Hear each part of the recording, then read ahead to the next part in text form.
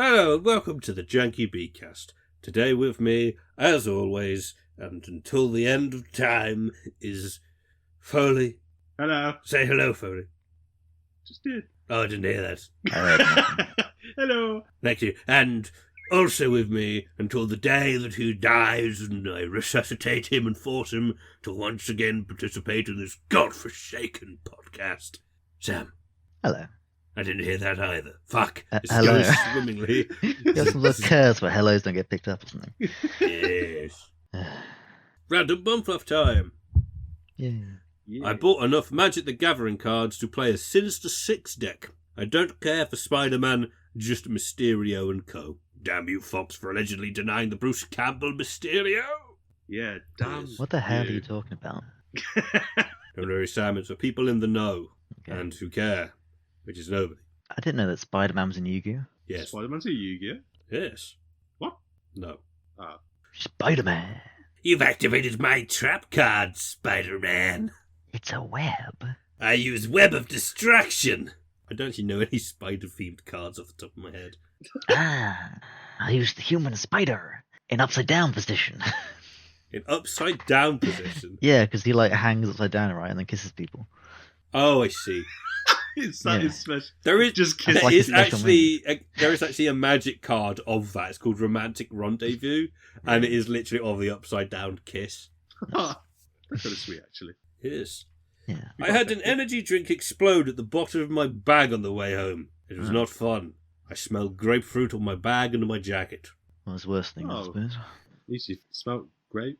Yes. Also, I am still just ill, a little bit, so I apologise if I sound a bit bunged up. Now, with Auntie Donna's socks in hand, let's start this podcast. Woo! Foley, Oh, no. it's your segue time, boy. If you had an orange fizzy drink and a bulging wallet in hand, you'd have... Cash and Tango. Yes, in that order, instead. I was thinking Fanta wallet. Fanta money. Fanta money. The most important thing, credit cards. Yeah. So, Tango and Cash, 1983? No, 93? Sure. No, it's not. 1989. Directed by Andrzej Kujansky. I'm not saying that properly. And Randy Polish. Feldman. Is it? I haven't really watched many of their things, to be honest, but this stars Kurt Russell, Sylvester Stallone, and it is an action buddy cop comedy. It's a very adrenaline-pumped kind of film. Don't know what I was in for, but the opening, it gets you hooked straight away, because there's a highway chase involving Sylvester Stallone, and it's like a gas truck, and the person who's driving it, the criminal, is a guy who's known for Manic Cop, like the guy with the massive jaw, and Samurai Cop. That's So, him. yeah, I was like, oh, you recognise that jaw anywhere, that chin. Sylvester Stallone, well dressed. For once, he actually looks sophisticated, and he actually is easy to understand in this film as well, which is refreshing.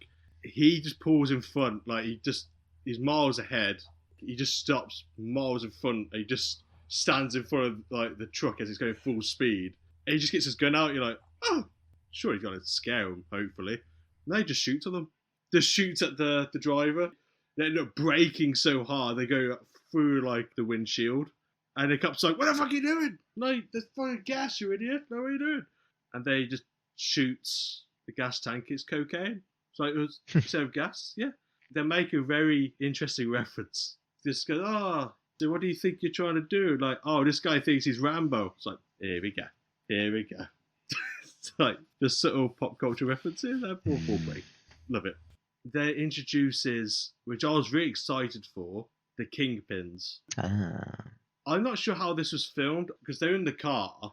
So while the cops were seizing this gas truck, air quotes, I couldn't tell they were driving by like a limo and they were seeing where their goods were. Jack, is it Palace? I was knowing from Tim Burton's Batman. And you got James Hong? James Hong, yes. James Hong. So that was what I was excited for because I realised Kurt Russell's got to be in this and James Hong's got to be in this. It's like a Big Trouble in Little China reunion. So I was like, so that'd be cool. And then the guy, the right-hand man of James Hong, I forgot the actor's name, but I know he's from Blade Runner. He plays like the first kind of like android which is introduced, but he plays a British guy with a ponytail. That really threw me off guard. I was like, I don't know if I can actually process this properly. Brion James, is it? Yeah, that's the one. Brion James. Just hearing him with a British accent, like, it's going to be a very strange experience, okay? So they're kind of driving past, they're like, they're kind of pissed off. Like, we're cocaine, our goods. And they're like, well, we'll, get rid of Tango. So they try to come up with a plan. And then it cuts to Kurt Russell's character, who seems like a careless character already, like the fact he's got the fast car. He's already, like, in his neighbourhood. Like, the kid's like, cash. So, like, the fact he's got, like, a cool vibe about him. And he goes to his apartment, and he starts, like, looking himself in the mirror. Then out of nowhere, Man. the mirror just breaks, and it's like a hitman. He's trying to kill him. Like, he's just on the other side of the mirror. So there's a massive shootout. It hasn't been, like, 2 minutes since it's been introduced. He's already on the balcony, and he, like, goes over the road, lifts up his leg. He's like, shoots him. Then he falls off, and then he goes to the underground parking lot, and this guy is putting presents in his car. And Kurt Russell's like, I'm taking your car. It's like, this guy's trying to kill me. And the hitman's it's got a truck and everything. And it's just like, this is just mental. The fact it's not even you haven't really been properly introduced, and already he's getting shot at, and he's in the parking lot, and he just crashed into everything. And there's just some people having sex in the car as well, which I think that's the weirdest place to do it, but considering other people going to be parking there. But yeah, it's just mental. The fact Part of the thrill. And then, he crashes the car, and then he catches the guy trying to kill him, and he brings him in. And then, like, at the police station, he noticed, like, someone's fucked with his gun as well. He goes through his drawers, like, hey! He just looks at the siren. Who's been fucking with my gun? So I don't want to fuck with him, to be honest. He wants to try and interrogate the guy why he wants to kill him. And it's quite a funny scene, to be honest, because the guy's Asian. He's like, you're paying that card, you can't speak English. He's like, well, I can't speak Chinese. You can't speak American, so maybe it's a good lesson for both of us. And he goes, take a seat. He just swipes the chair from underneath him. He just slams the chair on his neck. And he just sits on him. He's like, sir, who tried to kill me? He's like, who sent you? And he starts telling him. He's like, so you can speak English. Oh, okay, great. He's like... So that was a really funny scene. But that's it. Then Tango, he's talking to this woman, Catherine. She's saying about she wants to go somewhere, or she wants to leave. And he's like trying to beg her not to. It's like, just stick around. If you're going through some problems, don't run away. Just stay here. So it's just like this back and forth. He gets this call. Like this officer tells him there's been some news, like an update. So he's like, I've got to take this. And then she just kind of sneaks off. It's like, great. Why? So it's great timing. And then get out while you can. She's like, this is my time to go. Yeah, no, work. Bye-bye. Oh, so she kind of sneaks. But then he goes back to the Kingpins. I forgot his name, I will admit. Jack Palance. He's in his lair, his hideout, whatever, watching footages from the police raids involving Tango and Cash. Them, like, discovering their hideouts and confiscating all the money and drugs. And so he's talking to James Hong and the British ponytail guy. He has, like, 2 mices. He uses them as an example, because James Hong's like, we should just eliminate them. We should just kill them. And Jack Palance is like, well, like, you see these 2 mices, they could cause so much destruction. But because they're linked with the police, if we kill them, there might be a big backlash. And it may not be the greatest outcome for us both. And he puts me like a maze. So it's like, why don't we just put them behind bars? And there you go. He's been waiting to use that analogy. But it's one of those that, like, I'm not giving it high praise, but it's like, it's kind of interesting direction. It's like, I'm not giving it high praise. Is that something that we are going to be feeling a little bit more coming forward? No, it's just more like just what you get from a cliche kind of thing. Like, oh, God, they're ruining our business. We need to shoot them. It's like, no, we're just put them in prison and they look natural. It's like, I suppose that's kind of different. I guess it seems weirdly, I'm not saying I say clever, but like a sneaky way of doing things. So just being outright obvious. Crafty. I was like, oh, yeah, very crafty. So what the Asian guy told Kurt Russell's character, Cash, tells him the address and everything. So like, okay, we got a lead. And then I think the same address and information gets sent to Tango. So they're tailing the British ponytail guy. Again, I forgot his name. So he's just walking in this building with a suitcase. You got Tango being very crafty, being sneaky, and he's following up the stairs. But Tango and Cash don't realise like they're kind of both there. So like Tango's behind one wall, Cash behind the other, and then like he goes, "Oh, I think it's on there." And like they go point guns at each other and have like a weird, like a funny like back and forth because they know of each other. I don't think they've really got a good work ethic. That they seem to be like one up each other, and so it's quite entertaining to be honest. I think they're both quite funny and quite witty, and so they're like, well, you know, like we're both here. Let's go and tell this guy then. Let's just get this over and done with. So they go to where the ponytail guy went, and it's like a man there just sitting still, and they realise he's been shot.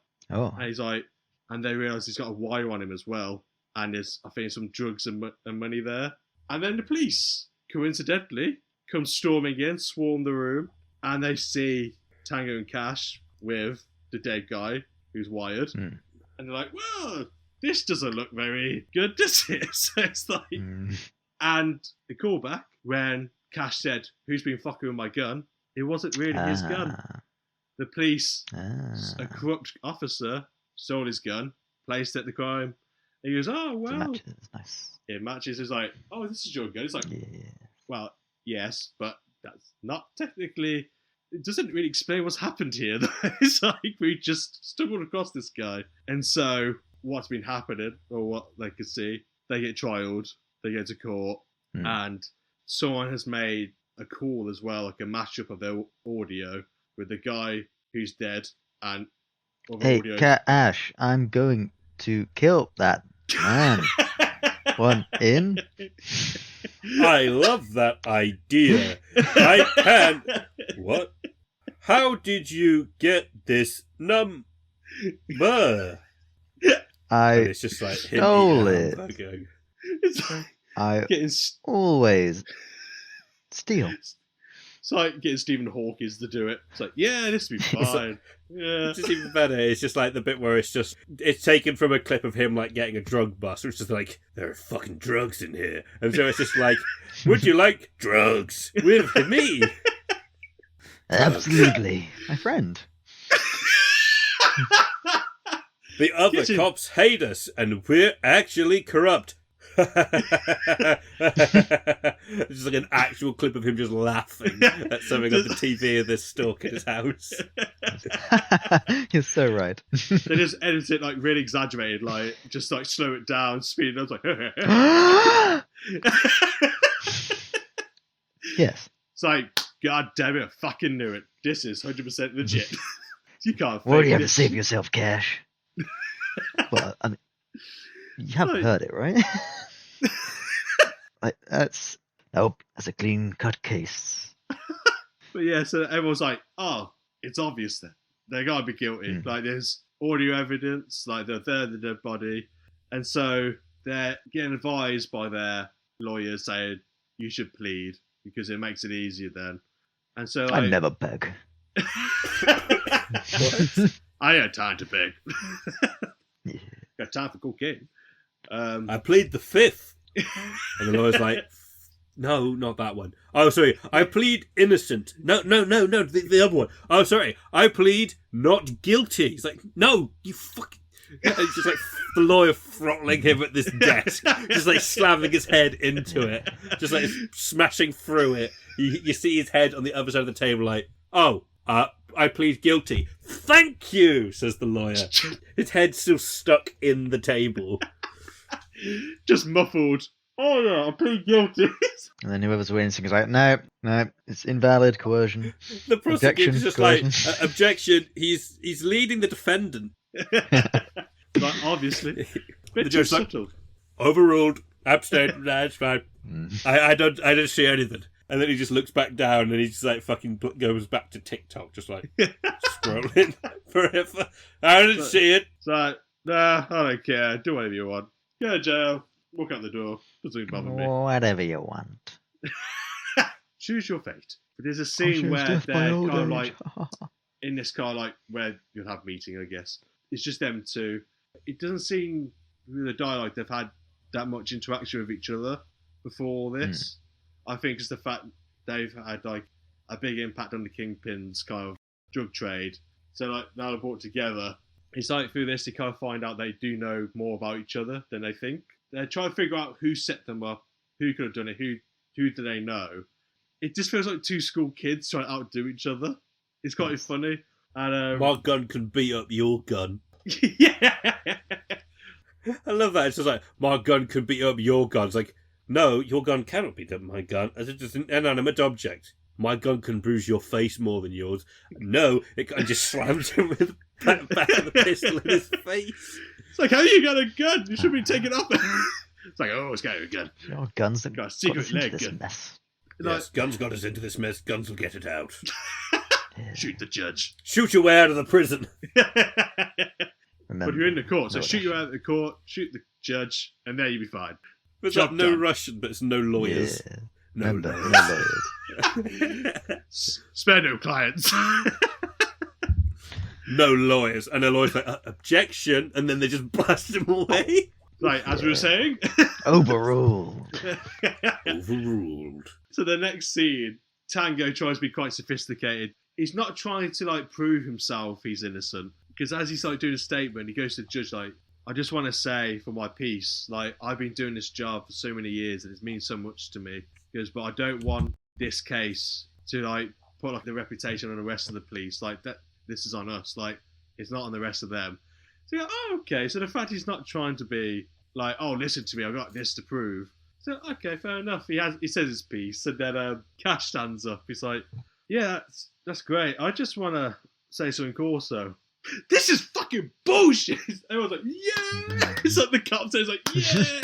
It's just, I love the fact in the wide shots because like you got all like everyone clapping, and he sits back down. You got Tango talk to him like his dad. He's like, you just need to calm. It's like you can't be saying this kind of stuff. Like you're in court, man. Like, and so.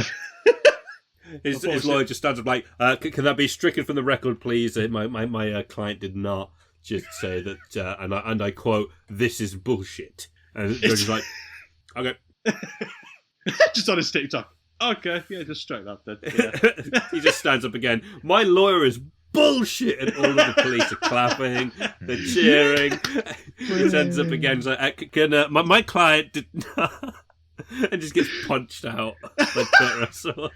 Well, the judge is just looking like at TikTok's how to be a judge. It's like, okay, yeah, okay. I think this could be useful. Sure.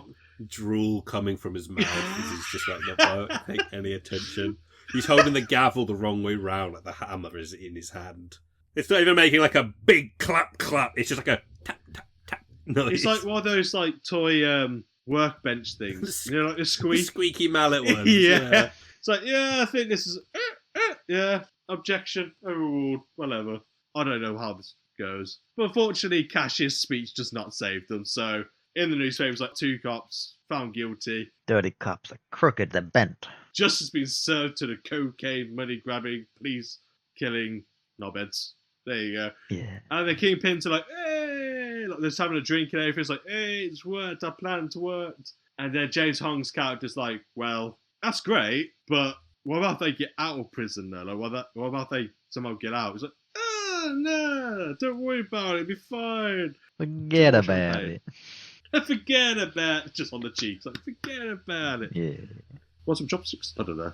As they're getting transferred to the prison, they get out, they're like, well, like, they look at the prison, they're like, well, this is not the prison, like, it's been described to us, like, this feels a bit off. And there's been calls with the police, like, saying, oh, where's Tango and Cash? It's like, well, they were on the bus, but they're not at the prison. It's like, well, where the fuck are they then? And so you find out someone in the police has done something very sneaky and put them to a different prison than where they should be. And so, like, what was it? They're in the showers. They're like, because we don't know what's going on. It's like, someone has definitely got in for us, but, like, do we know someone? No, Cash isn't far off. He says, oh, it's that bloody Asian guy. Like, he told me the address. He did this. He set us up. Tango's like, you just need to calm down. You need to stop being so prejudiced against Asians. It's like, look. Come on, man. Kurt, come here. Kurt, you were in a film where you were a hero to Asian people. That does not give you carte blanche to go and be as racist as you want against Asian people. Big But Trouble look, man, in Little China he was does not giving mean me that you can this say China is narrow-eyed Big look. Trouble, He's right? suspicious. Oh. No. You can't be saying any of that, Kurt. None of that. Guys, turn the cameras. Kurt, buddy. I'm telling you, you can't be saying this. You can't be saying any of this. It's like, Kurt, your line is, this water's a bit cold. You can't just be... Where's Where's that come from? Where's this come from? It's like, where's this all the pressures come from? Like, and James Hong in the corner, just like, thank you for having our back there, Sylvester Stallone. Yeah, no problem, it's fine. Look, Kurt, you got to be less racist, is what I'm saying. The problem is you keep talking about this kind of thing in public, and people are going to think you have a bad opinion of you. And Kurt I don't know why. Dude, I don't know what the hell you're saying right now. See what I mean? You see stuff like that. I love the idea of James Hong speaking perfect American, and they got Sylvester Stallone. You got Sylvester Stallone in the film speaking perfectly fine, but outside, yeah, it's a man, you gotta do it, you know. It's like, I'm with you, James Hong. I got this. Yeah, cheers, mate. He's got like a full on like, hey, come on, I'm James Hong over here. You gotta stop being so racist. Come on.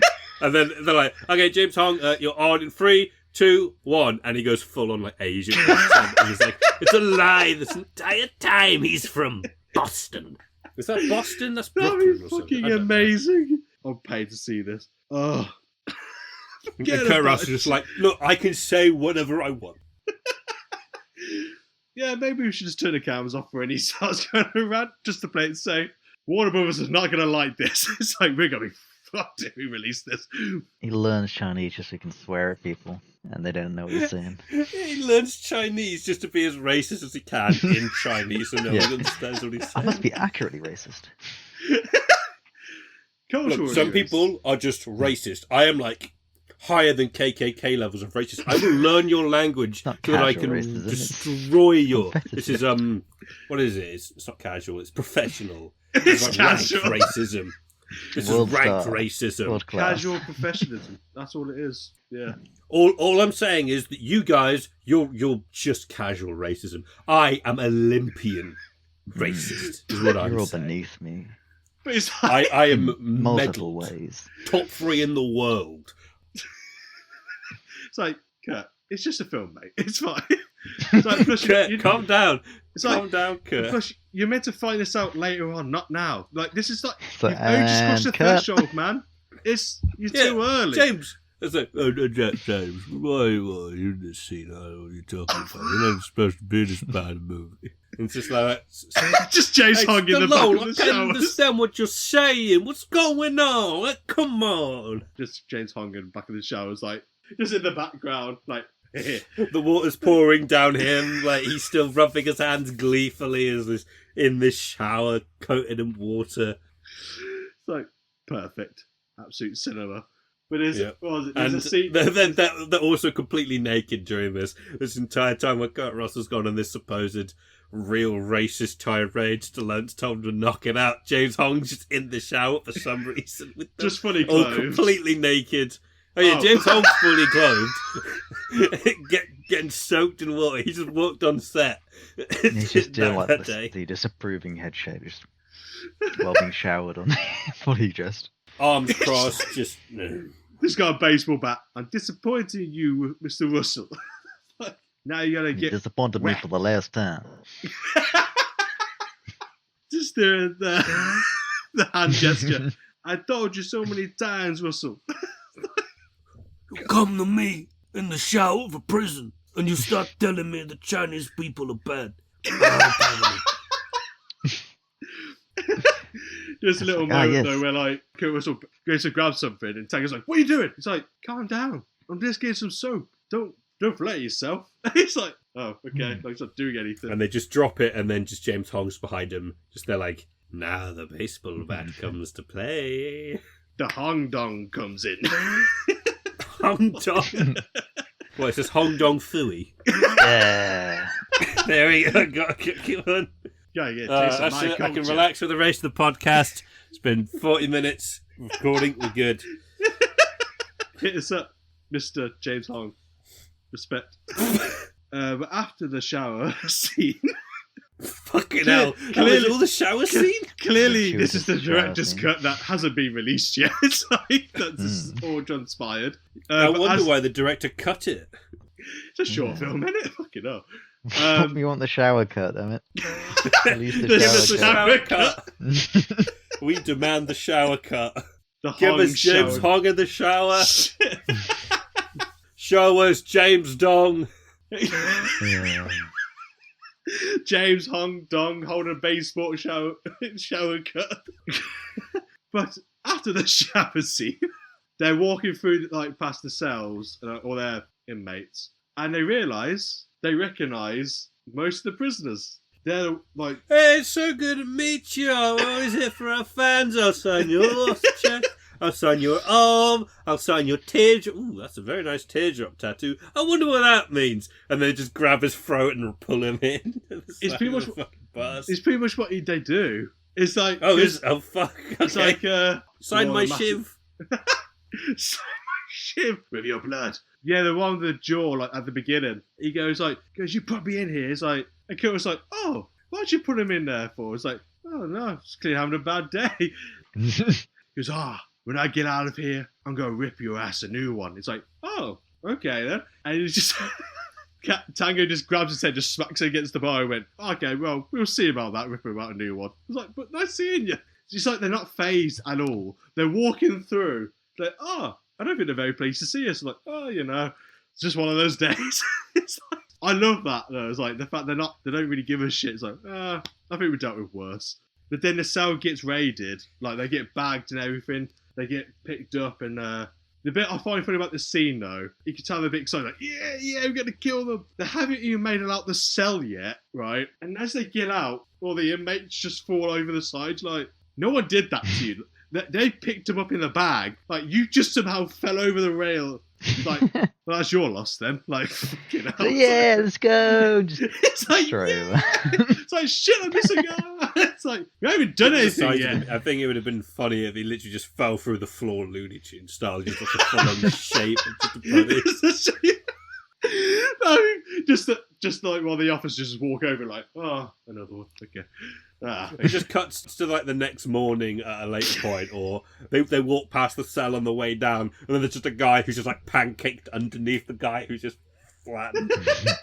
But the rest of them that don't fall over the side with excitement, they throw both of them down like the laundry chute, like the slide, and they go down. They land in like the basement area, and they're both like taking the thing off. They're about to fight each other. It's like, what the fuck is going on? And then from the shadows, silhouettes of like other inmates coming. It's like, it's like, okay, we see how this is gonna go. Okay. So for the whole scene's like, it pretty much says like the monologue. Things kind of like, you mess with us, we gotta mess with you. It's like, they're like, you mess with the bull, you get the horns. Pretty much, yeah. Pretty much Yeah. bang on, yeah. He's just like knife from hand to hand, like, you mess with a bull, you mess with the horns. And he just says like 6 or 7 of these as he's just like walking around him. Just like, you annoy the sheep, you're gonna get bit. And they're like, okay, no. You yank the tail, you're gonna get kicked.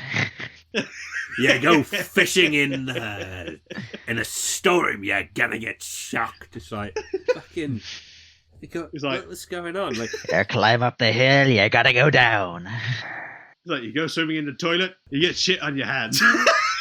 It's like, you know what I mean? They're like, I think we get the picture. you like, climb a tree, you get wood. It's like, what? Are we even on about anymore? What goes up, it must come down. Like, they just drop their fighting stance, just watching this guy clearly in his head, figuring out more of them as he goes along. Like, once a pirate, always a pirate. It's like, what? What are you on about? It's just like a new stand-up thing you're trying to test out. It's like, this is a really weird pre-show thing you're doing right now. You stand up, you gotta sit back down. if you're going to object, you got to be prepared to be overruled. You pull the trigger, you best make sure you're expecting a loud bang. You get taxed, you better be represented. You commit fraud, you better be ready for the IRS. You know what I'm saying? And they're like, what the fuck are you doing right now? It's like, you've ordered something offline, you better prepare for the package. It's like, okay. You prepare for a delivery date, you better be ready for the delivery boy. You turn something on, you better prepare to turn it off. Like, okay, this is just a very strange... You buy some spinach, you best use it before it wilts to death in the back of the fridge. Again, this is part of the shower cut. This is called the laundry basement. You gotta be prepared cut. Thank you, everybody. Thank you for that tonight. That was Knife Shivman and his act of threatening aura. Thank you very much, Knife Shivman. And there's like a clap from all the other prisoners. Like, I like this one. And our next one is a comedy duo. It's Tango and Cash. And they just like point to the other two. The spotlight just goes and they're like nothing prepared. They're like, ugh. We're prepared to die at this point. We don't... What the fuck? It's like they got the table set up like a nightclub. Like all the inmates just sitting there. So it was like, oh, come on. It's like... This is bullshit. Like, And they were like, bullshit. That's what it is. That's what we wanted. Nice. Very good. And then it's just, okay, and now for you. You know what time it is for you? And then just this pole comes down from the ceiling and they're like, you better start stripping for us now, Cash. You start stripping, you better be naked. I don't know. It's like, it just makes me think, I think it's in Brooklyn Nine-Nine, in one of the seasons, they start saying that there's like ramen packets they use as currency in the prison. I'm just imagining, instead of like trying to like stuff dollar bills down his underwear, they're stuffing these packets of ramen down his underwear. He's just like doing a pole dance, and they're just like throwing like these packets of ramen at him, like making it rain, like crumpling it up and just sprinkling it all over him. Tobacco stuff like solid around. Just They gotta like mash it against the stone like, surface. you deserve this. You got it. It's like, okay, what the fuck? It's just loads of different people, like loads of different prison currencies. Like some people are throwing cigarettes under the table. Yes, Some people are just sort of like throwing like prison passes. Just pigeons. One person I don't need my carry anymore. There you go. One person just throws a bag of bottle caps at him. Just knocks him in the head, spills everywhere. Just like Tango just like puts this big cigar in his mouth, like, yes, just stick with me, kid. We're gonna be rich. It just goes down a completely different storyline. He just made him like he's their pimp now. So you gotta go to each prison. You gotta put on a good show. You know what I mean? It's like, pay that pole with you. Your name is already Cash, boy. You've already got the name of a stripper. It's like a weird showgirl kind of thing. It's like, I'm gonna make you a star. It's like, yeah. It goes from like buddy cop to just buddy strippers. Buddy strippers. Good stripper, bad stripper. Yeah. The half Monty. Out with a good stripper. I can't pole dance, so I'm the bad stripper. I'm so sorry they could deal with me today. So sorry. See if you can get information from them, Cash. Okay, and then Tango's just like pole dancing. He's like, any of you boys tonight have seen me? It's like Sylvester Stallone's doing his best to just like try and get information from people. And they're like, yo, work it, Tango, work it. He's like, any of you boys have not seen Yeah, one's dance, the other one just goes up to the guy and just punches him in the face. It's like, you can either deal with him or with me. It just makes me trying to have a conversation, but no, like strippers like do that swing thing go around. So, sorry, mate, can you tell me about that? I saw the other night. You know what I mean? It's like what? Because I saw your buddies the other night. You know, walk up to people like with like those nipple tassels on. He's just spinning them round, and he's just there like, want to tell me what happened to all of the people? Like, who's trying to kill me today? Why is he so... I love how he sounds so depressed when we just dancing like me and just... I tried to kill me today. I thought I was going to die. Turns out I just turned into a stripper. Very sad day of my life. Life is pain. I'm no longer a cop. I'm just a stripper. I'm a prison stripper. Fortunately, there's a very popular stripper in a costume that I can do that still makes me feel like a cop. Feel so masculine. If you want to feel a cop too. I'll be a stripper cop. This will work.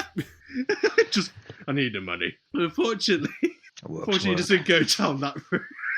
You say, fortunately, I think this would be a better movie if it went down stripper cops. You know, I would actually be interested if a film did this. Just, you know, a completely pivot of just some wild fucking direction no one's going to expect. It's like, you thought it was going to be one of those films. Wrong. It's like, we got to make them strippers. It's like, I'm in. Let's see what we can do then. Let's see what they got. But the British ponytail guy, I forgot his name, he appears and he's like, kind of like being threatening. But again, it's the fact Cash says something to him. And then the ponytail goes like, you fucking wanker. I was like, this is just the fact you're American. It just feels so weird. And you got a ponytail. Makes it even more weirder. It's like, okay, sure. Yeah. And then I can't imagine any British man having a ponytail. That's just deranged. Nah. Doesn't feel right. Nah. But the criminal that Tango put away, the one with the jaw, it's like, right, now we're going to have fun. Just for breaking my jaw. And Cash's like, Tango, did you break this man's jaw? It's like, yeah. It's like, why'd you do that? It's like, I was having a bit of a rough day. It's like, oh, you having a rough day, were you? It's like, oh, yeah. Like, when? Just like, oh, you know, just like now. It's like, oh, like now? It's like, now. And they both punch him in the face. And they're like, so it's like this whole, like, fight breaks out. I kind of liked it. The fact it felt, I like it in films, in these, like, environments, like Jackie Chan stuff, where they use the environment. You know what I mean? Like, yeah. I think it's like, the things that, like, improvised weaponry. Just so much fun. Yeah, I think it just it shows more the character as well. It's like, So with this film, I don't think they'll try to think, cleverly. Like, we'll just do it because it's a cool setting. The thing you put the clothes in to warm them up, he just smacks the metal lid in their face, like, ooh. So it's quite a fun scene, like a nice sequence. But unfortunately, they get all piled on, then they get chained up, and so like literally, like, you know, they're just strapped. They're hanging, but they're above like a pool of water, and then you see the British guy just rip off this cable. You're like, oh shit! Like, this is just took a very dark turn. It's like, okay, and they both get lowered, and like they get electrocuted in the water. You're like, oh damn! Then the police come in, like the other officers who aren't corrupt. They're like, what the hell's going on in here? And then everyone just scatters, everyone just runs away. But the thing that I love about this, though, the fact they got kind of kidnapped, got beaten up, electrocuted, and they kind of like back in their cell, and they've already got shifts, like, oh, bless them. They can't catch a fucking break. The fact they're nearly dead, like, yeah, you got jobs to do, though. It's like, oh, fair enough. Yeah. But what was it? They're kind of like, before they start doing their shifts, though, I jumped the gun a bit. They are like in this little cell. They're like kind of like recovering, isolated from the other inmates. And Cash has like a friend in the inside. I think he says he's known him for like 15 years. Tango's a bit like, yeah, but with everything that's just happened, are you sure we can trust your friend? He's like, yeah, he'd be absolutely fine. They come up with a plan to escape. So like his friend knows like a secret route. It's like, okay, go there, this bit, so I'll meet you there and we'll break you out. It's like, okay, but they do their shifts. And so like Tango's doing like the mopping, and he's seeing like the security guard cameras and all that. And then I think Cash is pushing some like bins outside, like it's pouring down with rain. Otherwise, he managed to sneak away, break a hole in this wall. It's like goes underneath the building. I think got like turbines and this. Okay, this is just, it could be a mad setting already. He managed to find like the door, and he's about to go up the ramp where he says he's going to meet his friend. But then his friend has got his throat slit. He's just rolling down the path to you, like, oh, maybe this isn't going to go as planned. And then like the corrupt officers and the criminal with the big jaw, they come all storming down. And goes like, oh fuck! He like puts a crowbar to block the door, but the turbines start going fucking like fast, and so he's sliding down this wet path. He's like, I think I'm gonna die. You got like the turbine, you got them trying to break down the door. You're like, okay, this is quite insane. What the hell's going on? Yeah. But luckily, Tango blocks it with like his pipe, and Cash is just staring at him. He's like, I can't hold it. You have to go. He's like, oh yeah. So it's like they manage to escape. The turbine turns on. They can't get through, and so they go to like this rooftop, and they're climbing on the top of this like massive like pipe, crane. And then they jump over the wall, and they're still in the prison still. It's like, like the electrical equipment like on the outside, like caged off. I think Tango just stops Cash. He's like, Cash. He's like, yeah, don't touch anything. It's like, oh, thanks for that. Like, I can't see what's going on. Like, yeah, it's raining, it's electrical. So, yeah, I know that. So they kind of like have to be very careful to get through the other bit. It's like an electrical cable, and they're saying we jump on that, we zip line down, that's us free. Tango's like, oh, it's that simple. It's like, give it a go, fuck it. Cash does it, nails it, and they're like, Tango's like, okay, gotta get my run up, prepare myself, sure. And as he starts running, that trap door just opens up. And it's a fucking massive jaw guy just grabs him. You're like, oh no. Like, fair play to the criminal, the fact he knew exactly where they would be. Very clever man, very clever. But he's got his like leg like in a chain and everything. He's like yanking him around. He's like, come on, Dougie, come on. He's like, fuck it. It's like, just give me a break.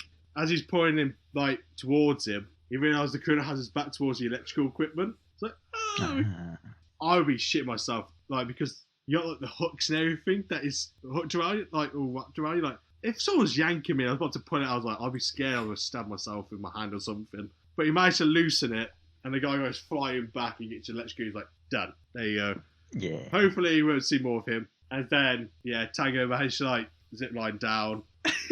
Cash was like, where the fuck were you? Did you get yourself a drink or something? It's like, no, guy's in some trouble, but it's fine now. It's like, oh, okay. So they go their separate ways. They're out of the prison now. And then the kingpins kind of get the news they've escaped. It's like, well, you know what we said earlier about them escaping? Got James Hong, so he's like, don't worry about it. No, he's the one panicking. Forget about it.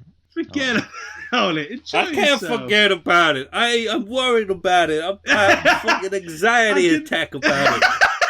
Hey, I'm worrying here. here. Attack over here.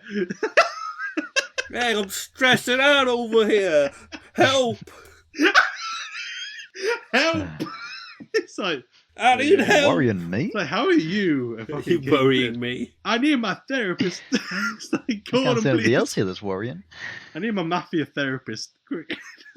But this is the bit that kind of made me laugh, though. I don't know if it was meant to be. When I watch films, I think everyone does this. It's like that Chekhov's gun kind of thing. Like, let's see who planted, who's introduced. What I love about this bit is Kurt Russell just goes into, I'm guessing it must be like the police station or something. Unless he knows this guy. It's like a weird warehouse thing. It reminds me of James Bond. Is it with Q? Who gives it? Is it Q or the gadget guy? I think that's Q, yeah. Q. Mr. Gadget. Mr. Gadget Man. Inspector Gadget. It's like a man we've never seen before. I think his name's like Owen or something. He's like, you got these clothes for me? It's like, yeah, you got some down there. Like, just... Owen, you owe me one.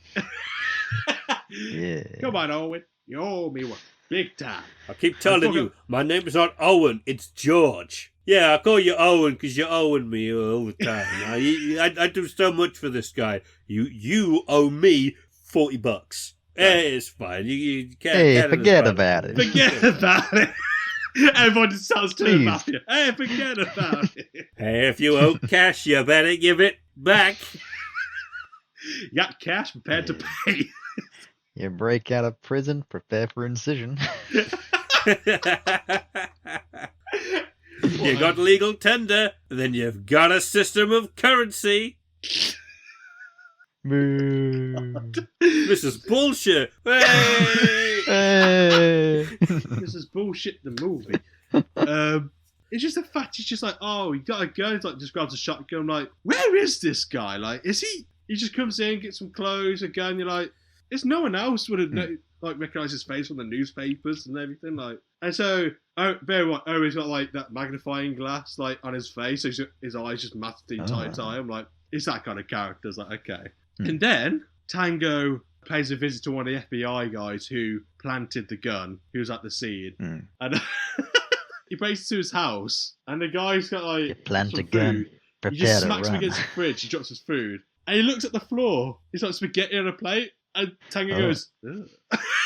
It's like, because why? He goes, worry about your diet? That I'll be worried about who's trying to kill you now. It's like, okay. But what he says, so I do kind of like it. It's like, he goes, you gotta tell me who set this up, who framed us. And he goes like, I'm dead either way. Like, Tango goes, if you're worried about your diet, I think you just need, like, cocks a gun. Like, I think you need some iron in you. He's like, okay. It's like, he's not fucking Well, around. actually, I think you'll find those bullets are mostly made of leather.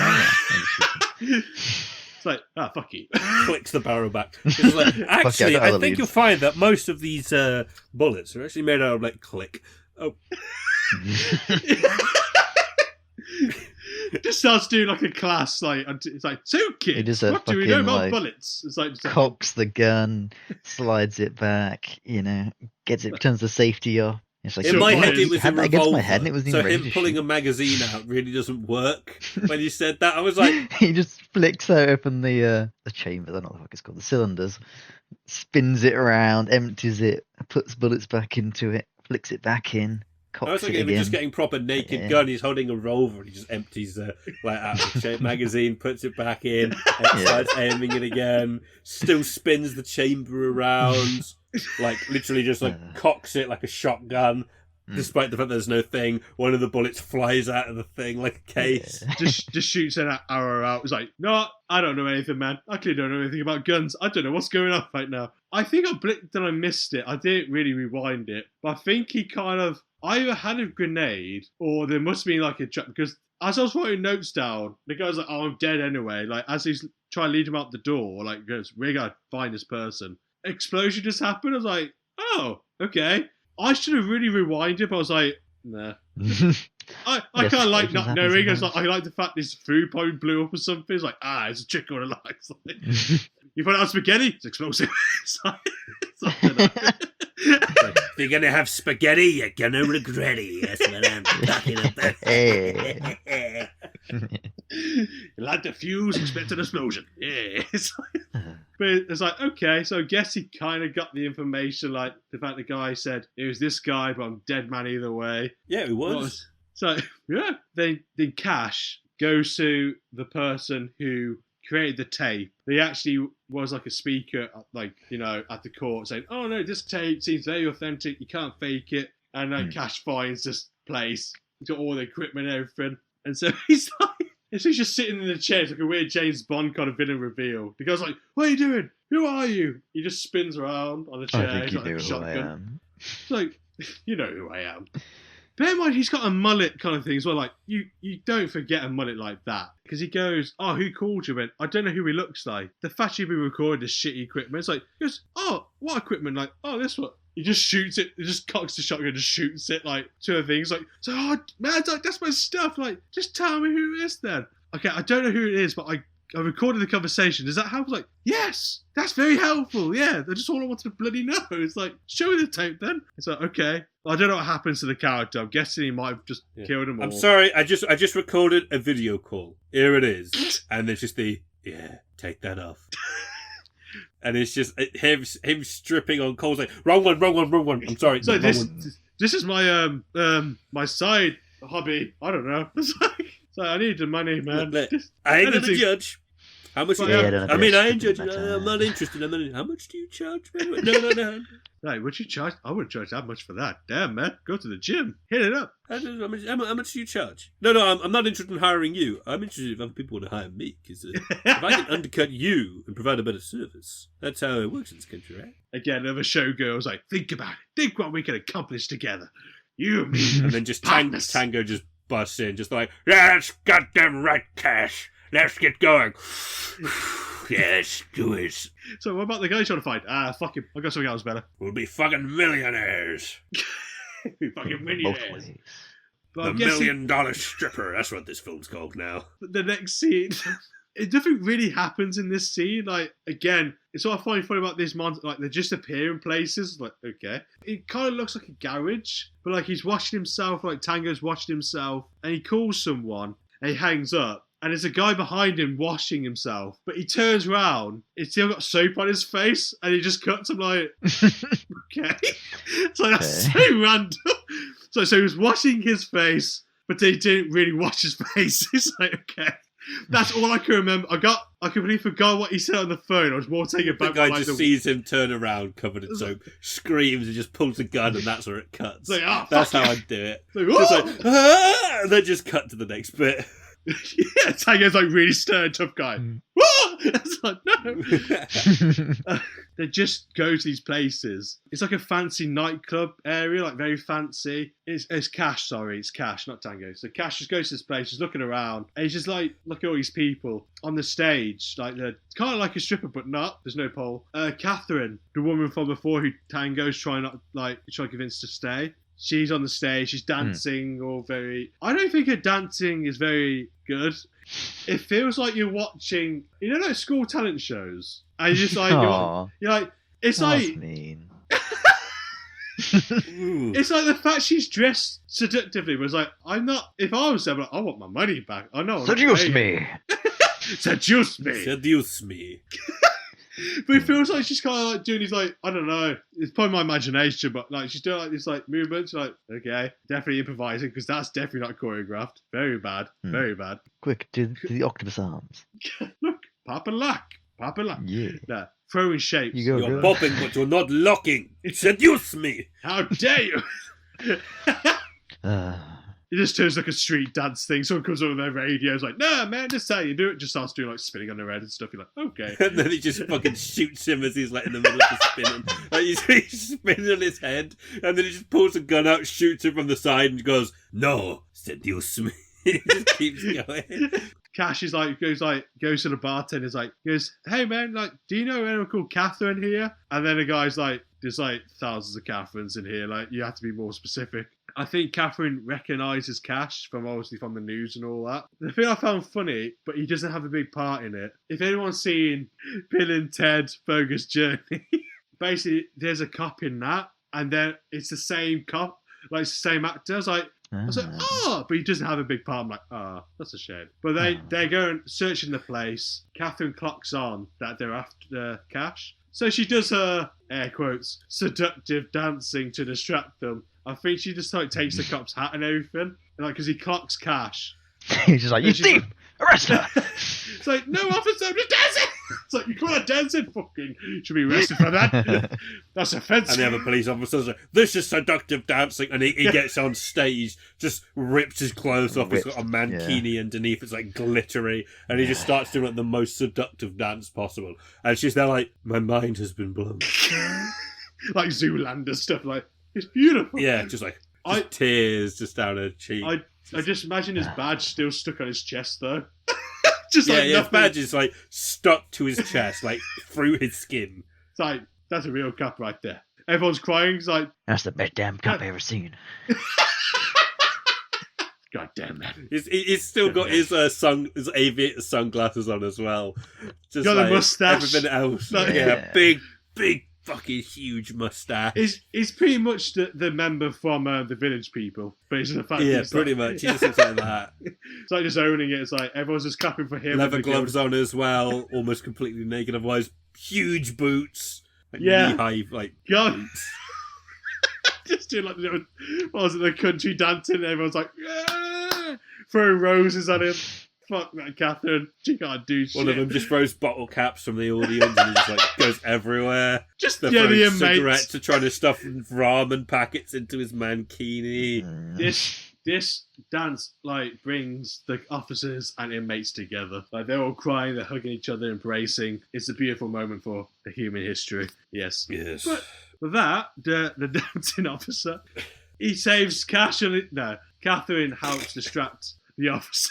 Cash goes into the back. So all the dance, all like the dancers and all that, like they're getting changed. And Catherine joins. It's like, oh, I recognise you. So I think it's when you find out Tango called Catherine to say, oh, make sure you relay this back to Cash, pretty much. She's like, oh, you can go out the back alleyway. He's like, nah, like don't have that all, don't have all that like cornered off kind of thing. They're surrounding the place. And so this guy walks past. He's wearing like the Elvis kind of stuff. He went, yo, Elvis, what size are you? I don't know what he says. Like he's like, right idea. 10. Thank you very much. Thank you very much. Elvis is leaving the building, literally. So like he's walking out. He's got the bike helmet on. He's got the Elvis stuff. And the officer's like, whoa, hold on there. And like, to take off the helmet is Catherine. You're like, oh, okay. It's a nice little switch. And she's going on a bike. Went, can I go now? Like, I kind of need to go. I was like, oh, okay. Sorry. And then Cash comes out. And he does the slow reveal, right? Got the high heels, the tights on, the dress. And he's wearing like the sunglasses and a massive wig with lipstick. You're like, yep, he's going for it. He's going for it. And then like he walks past the officers, and the officer's like, oh hey, how's it going? And then the officer says, bear in mind his colleagues there. He's like, hey, he goes, would you guys be up for like a threesome? It's like no, go. But then like Cash just kind of like lowers his glasses and just like the kiss thing and just pulls them up, and then he's on the back of the bike and Catherine just drives off. You're like, you know what? Considering that Cash has a very manly kind of face, despite it's like, but still he rocked it, so I give him respect to that. And I think they go to Catherine's place, and you see you're like, you know, the shot of like the clothes being on the floor, and then like you hear them talking like, are they doing something very freaky right now? No, it just turns out they're on the sofa, she's giving like a massage. It's like a very deep massage on his back, and talk about Tango and stuff. It's like, so you and Tango, you guys, what's your relationship then? Like, you know, oh, you know. She just turns around. She's like, I really prefer Fanta myself. It's much tastier. It's a better drink. There's more flavour variety. So how dare you? Dr. Pepper's the best. It's like, how dare you? You know what they say? It takes two to tango. What the fuck are you talking about? No, it doesn't. I can open. Look, I've opened a bottle myself. It's like it's not that kind of tango, if you know what I mean. It's like he's one bloke. He's over there. He's standing in the corner in the cuck chair. But you do need cash to pay tango. Standing in the cuck chair. Yeah, that's where I'm going to go with. He's standing on the cuck chair, just like slouch, just like keep going. Keep going. I have been informed that Catherine is Tango's sister, so maybe not in the cuck chair. Oh dear. It's like sibling chair. Sibling chair. But yeah, Tango. I'm in the sibling chair. It's facing against the wall. I don't want to see any of this. Let me put my headphones on. For some reason, I'm sitting in the same room. And I am letting this happen. What am I doing? Yes. What's wrong No. with my life? But Tango does come in, like, he does enter the room, and you can only see Catherine, like, on the sofa, and she, like, so obviously she's getting deep into, like, the massage, you know. So, oh, yes, it's going. It's like, oh, this motherfucker. And then on the other side of the room is, like, the back door. You see a guy just appear. He's like, oh, shit. It's like, no. So he just jumps over the sofa, and he just, like, fucking jumps at the door. He crushes the guy with the door. It turns out it's Tango's captain. I'm just the janitor. Oh. Yeah. It's just like, this is how you greet all your house guests. It's like, oh shit, I'm so sorry. It's like, fucking hell. It's like, shit. And so, like, he kind of, like, has a little argument with Catherine. He's like, because what the fuck are you doing, man? Like, just having an argument. And then the captain's people like, right, okay, running out of time. This started like 5 minutes ago. Here's the address for the guy with the ponytail, the British guy. Here's his information. Ponytailed man. So like, okay, we got that, sweet. And it's like a real nice, say nice, it's not the best. It's a nice little moment between Tango and his sister. He goes, yeah, so I didn't mean to like bring this all to you. He's like, well, where else are you supposed to go? And he's like, look out for each other. It's like, so yeah. Like, so it's like, you know, the little family kind of thing. And then Cash comes in. He goes, oh, you're a sister. That's great. It's like, I mean, not great, but you know, it's like, oh, good for me. It's like, so he goes to his sister's like, you know, after all this, maybe if you want to, we could go on a date. So he's like, nope, come on. He's like, let's go. Just drags him out. Then he cuts to like the hotel. Like, hand around the shoulder, just like, out we go. Come on. It's like, come on. It's like, as he goes out, just like the like, oh no. But they go to the hotel the British guy is staying in. They capture him, and then like the next shot is like they're dangling him over the side. He goes, come on, you guys speak now. You guys speak. He's like, I don't care. Do what you want. I kind of like this view. You know, drop it if you want to. And they're like, okay, this isn't working. Maybe we should go to Plan B. He's like, okay. And then he just shot to like change like this pole. He's got like a grenade in his mouth. And it's sellotaped, and like. They're doing a bad cop, good cop thing. Cash is like, man, I've heard stories of you before. You're fucking mental. Like, it's like, oh, well, you know, if it's too much for you, you can leave. Like, you're fucking crazy, man. Like, no, true. Like, you're mental. It's like, oh, get out the way then. Let me do my things. Like, you know what? It's up to you. It's like, sorry, man, but it's like, have fun. I'm not being a part of this. And like, the British guy's like, oh my god, okay, I'll talk. It's like, yeah? Just rips a grenade out of his mouth. It's like, he's saying here, it's like, there we go. It's like, you fell for that. Oh, stricken the buck. It's like, good cop, worst cop. It's like, and they're like, it's about the high five, and then Tango goes, did you see it with my sister? It's like, oh, for God's sake, no, come on. It's like, no, let's just go, come on. And he's like, you just had to ruin it, didn't you? Again, it's just the fact these scenes just have to happen. They go to if I look at my notes, is this how it goes? They do that, and it turns out the grenade wasn't live, it was a dud. But it worked. They're like, he's peeing his pants. Yeah, we got what we needed. And then they go to, I think it's Owen, you know, Cash's queue. He goes to his garage, and he's like an RV, and it's fucking equipped with a machine gun, like a heavy machine gun, and he's got like rockets on it. Like even Tango's like, what the hell is this? Every American should have one of those. It's just a normal RV in America. That's all it is. He's like, this is the RV from hell. And then like Owen goes, you gotta be careful of this though, because it's only a prototype. It's like, we'll bring this safe and sound, be absolutely no problem. And then they take that and they drive to the address. Like it turns out the Kingpin, that Jack Palance character, is in like a hangar. Yeah. They get there, it's like, okay, like we might not come back from this. I feel like this might be a bit messy. So they have like a heart-to-heart moment. If I die, you can bang my sister. Pretty much like, and he just slowly pulls the gun up into the camera frame, just aiming it at him. It's just like George and Lenny. He's like, oh no, need him for now. Oh my god, it's the guy that we've been sent to kill. He's right behind you. Where? Right? It's like, you got a wasp on your head. Let me get it. Let me just get it for you. It's like, just right there. Let me get it for you. Cox gun. That doesn't sound like a newspaper to me. It's like, what have you got It's there? a brand new newspaper. See? Here it is. And he just holds it in front of him and cocks a newspaper. He's like, no, you're right. It's a magazine. Hey. Hey. But yeah, they have the heart-to-heart moment. It's like, he just say like, I won't date your sister unless you say so. He's like, yeah, which is got to be never. So yeah, let's just do this. And so they get in the RV, they head towards it. And the antagonists have like fucking 10 trucks. And they got people shooting like on the ground shooting. It comes like this big action explosive sequence. Like, this is mental. So they're driving around just using this like heavy machine gun, like, and then you got the fire rockets going on. You're like, this is just a mental moment. Okay. And to amp up even more, the enemy have a fucking monster truck. You're like, of course they do. Of course they do. So they're just driving around and they're opposite. I think the enemy cars have like rocket launchers. So okay, we need to escape this bit. So they drive up this like ramp bit. They go in the air. They get hit and they're on fire. And then land it is fine. And Brilliant. Tango goes, "Where'd you learn to drive?" Cash is like, Stevie Wonder. It's like, okay, sure. What? It's like, Okay. makes sense, I guess.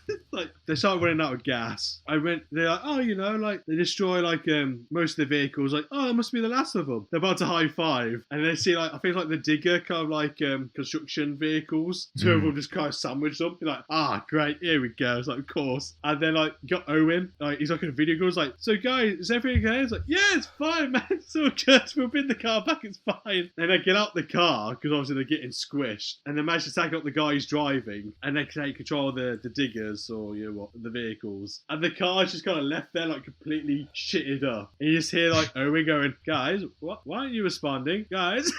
It's just like, yeah, dude, just gotta carry on now.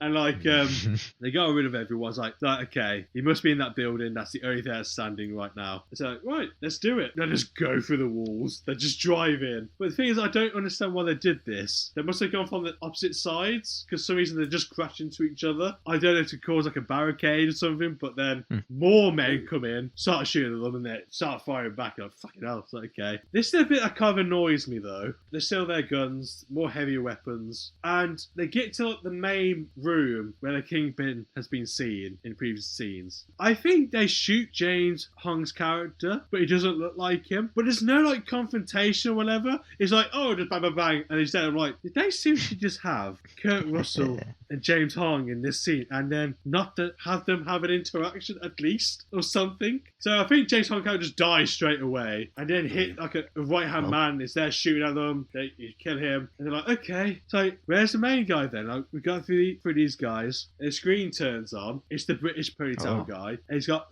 Catherine hostage. He's like, you fucker. But like, Cash has got an aim on him. It's like, oh no, I could take him.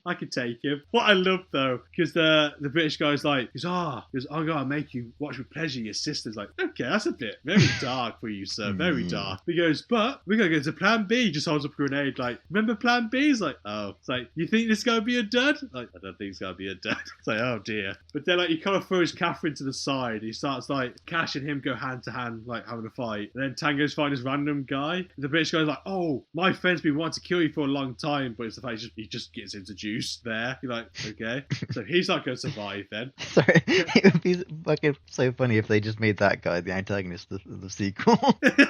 He just dude gets introduced for like a minute, like, gets knocked out, and then it just like, now I've got a bigger part. I'm back. Who? I don't remember you. I don't remember you at all. Not a clue. Oh, but I've been wanting to kill you for a long time. even longer now. No, I don't know the fuck you are. What I love, the scrap that Cash is having seems like very brutal. When the guy trying to kill Tango, it just seems like every time you see him, he's like kicking something with glass. It's like kicks the glass shelf. It's like, can you just stop kicking something and just kick Tango at least? He's just pretending to fight him and just breaking his friend's stuff instead. Yeah, it's like, I actually really hate my friend. I didn't want to actually fight you. Just want to destroy everything. It's like, I'm just here for minimum wage. Just pretend to move out of the way at the last second. I'm not going to hit you. This is above my pay grade. Just, I'm going to kick that glass building, and then I'm going to kick that glass cabinet. There's not a glass in here. Fuck's over there? Tango's like, I don't have time for this. I swear he just like punches him in the face and knocks him out. I was like, there we go. Yeah. Does he knock him through another glass thing? Please tell me. I think another glass. I think he sets his head off like the glass cabinet or something. He's like, yep, there we go. It's like bang, bang, and you're done. It's like, oh, that'd be anticlimactic. And then like Cash, look at what he says to the British guy when he grabs the grenade and he just like goes, you want to see crazy? Just pulls the pin, shoves it down a guy's pants, just kicks it down the stairs. It's an explosion. Like, oh, there you go. It's like it wasn't a dud after all. Yeah, that guy's nuts. Hey. Having a blast down there. But like, yes, it's the most fun you can have with your clothes on. Red and my sister, prepare to die, mister. That's my future wife. Can someone shoot that knife man? Grenade in the pants, it's all good pants. But then the kingpin of it all, the mastermind behind all this, he appears on the screen. Basically, he's got mirrors set up. You know, like when he goes at the carnival. Like, a fun. I just want to know how he planned this. Did he have that way before? Like, oh, if someone finds out where I live, I'm gonna have these mirrors. Is this the same guy that had the maze from the mice? Yeah. He has his set pieces. He just likes mazes. Yeah. I'm probably not gonna use this, but if I do, it's gonna be really cool. Like, I'm gonna have someone's sister, hypothetically, he does, hostage, and he's gonna threaten the guy. He's like, you know, he's like, "You gonna kill me? Where am I?" He's like, "Well, okay." So he's like, you're not gonna find me. You don't know which one I am. And they go, he just goes to Cash, like, you see it? Like, yeah, let's do it. And like, he both shoot him in the head. So how do you know where he was? Like, oh, the ring was on the opposite side. He's like, oh, no, we're just too good at this. We're just too good. And then this one I forgot to mention, which I completely skimmed over. Big thing, but that's not a big thing. As they entered, like, they crashed into the building. I don't know why they did this, but this feels like it feels more James Bond. They're like, oh shit, they're in the building. Self-destruction bomb. You're like, but what if they kill them and they go? It's like, how do we turn this off? Now it's like this actually worked out a lot better than we thought. So he had a self-destruction. Chief, they're dead. Oh shit. How long am I left on the timer? 30 seconds. Oh fuck. What was the key? It was B. S. E. No. Just press the cancel button. For fuck's sake. It's like Spaceballs. Sorry, out of order. And then he presses it, it just deletes the code that he's entered so far. Yeah. Like, oh, no, wait, no, sorry, no, that's not what it does. I'm sorry. Egg on my face, eh? Cut to the outside and explode.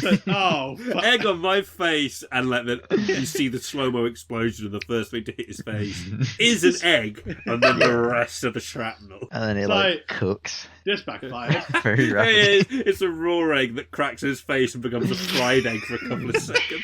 And then, disintegrates. Yeah. How did he have all this set up? Like, a self-destruct, has the maze of mirrors. Like, this guy is kind of ahead of the curve, but in a weird way. It's all the cocaine money, isn't it? Yeah, it's He's really got hobbies. Yeah, got money. Why not spend it?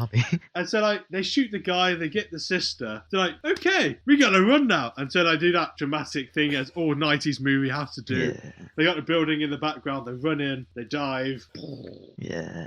And then they're lying there, and they're bickering still. Like, well, I'm still better than you. It's like, no, I definitely did. And then Catherine's like, look, just admit you guys work well together. It's like, okay, maybe we do. But then Cash goes, I think I've definitely earned the right to date your sister. And then Tango just smiles, and they go, yeah! Just high five, freeze frame, and it's like a newspaper. Yeah, I'm gonna bone your sister. You're gonna be my brother-in-law, yeah! But she's like, and then that's literally that's decided. Then literally that's it, and then it's like a news clip of them getting their reputation back, and that's it. You're like, that's a fucking bad ending. Like that's so that's Tango and Cash. Cash and Tango. I mean, would you recommend that movie? I think I actually would, to be honest. Yeah. Hey. Very nice. Yeah. I actually would. Who would you recommend it to? People that just love silly action movies. Like, if you just love action, it's not a deep film. They know they'd be ridiculous. I'm like, yeah, if you want fun, popcorn, fun, Yes. go for it. This, interestingly, is actually a film that I have already seen and I really enjoy. So I'm glad that you enjoyed this, because I liked Cobra, despite the fact that I didn't think it was very good. So I gave you another Stallone movie, and I was half wondering, is he going to like this one? No, So I'm glad that you seem to have. I think, weirdly enough, Stallone and Russell actually work well together. Like, they have a really good chemistry. But I like the fact Stallone's playing a character that's more calculated. Do you have a favourite character? It's got to be Knifey Guy, right? Yeah, he's the best. He's so good. He's got so many good lines. Yeah, he's got so many lines. All the lines are so good. He's in every scene, he literally steals the scene because everyone turns to look at him because they're so confused why he's here. It's like, you don't pick knife guy, prepare to be die. Prepare to be unalive by knife guy. Yeah, it's like, Yeah. So I'm don't going to like kill my Cash buddy. because he's being too brash. And he just stabs him in the neck. It's like, you don't like my puns? Don't like riddles. It's like, okay, what the fuck? It's like, sure. It's like, The fuck is this? can we just shoot him, please? I don't know who my favourite character is. Get in my car. Let's go to a bar. He's got the knife like between his hand every time. Just sting with his So feet. that was not even a threat, buddy. Come on now. It's like, he just goes, you want a drink? Well, do you? It's like, yeah, okay. It's like, screwdriver? It's like, oh, okay, yeah, very funny. Yeah. It's like, get a drink, yeah. I'm a mechanic by trade now. Don't you all panic. I'm now a mechanic. Nice, very nice. There you go. I think I would panic, to be honest, if he was my mechanic. He's still throwing the screwdriver around. It's just like suddenly a gavel slams down. It's like bang, bang, bang. And then it's just like, Dory, I don't hold a grudge now that I'm your judge. Hey. Gavel between his two hands. Just fucking hell. I think Cash might be my favourite character. I think he's just really funny. I think he's just Kurt's. Very nice. I think it's just because he's naturally charming, though. I don't know. Yeah, I mean, that's just Kurt Russell for you, really, isn't it? Yeah, he's one hell of a specimen. Yep. Yes, and in those tights. Whew! Anyway. Oh, threesome? Oh, yeah. Jesus Christ. So, do you want to give me 4 words of how you think the film made you feel? Tang, explosive, tastic, recommend. Tang, explosive, castic, recommend. Interesting. Okay, sure. I'll take that. Yeah, that's what I can think of, so that's what I'm going That's with. cool. In that case, Oh, yeah. I believe it's time for a word from our sponsors. Oh, hell yeah. I love how every time I go, do you want to include Sam's little oh hell yeah or nice every time, and most of the time I'm like, no. Get rid of it. Nice. It's literally, it's just me sat there like, deleted. Interrupt my sponsor. Prepare to be gone, sir. Jesus Christ. It isn't going in, Sam. Stop being funny. Is your friend being too funny? Is he stopping you from running your fake sponsor sketch? Why not try the all-new technique? Telling him to shut the fuck up. Hey, Sam! What's up? Shut the fuck up. Oh, okay. It just works.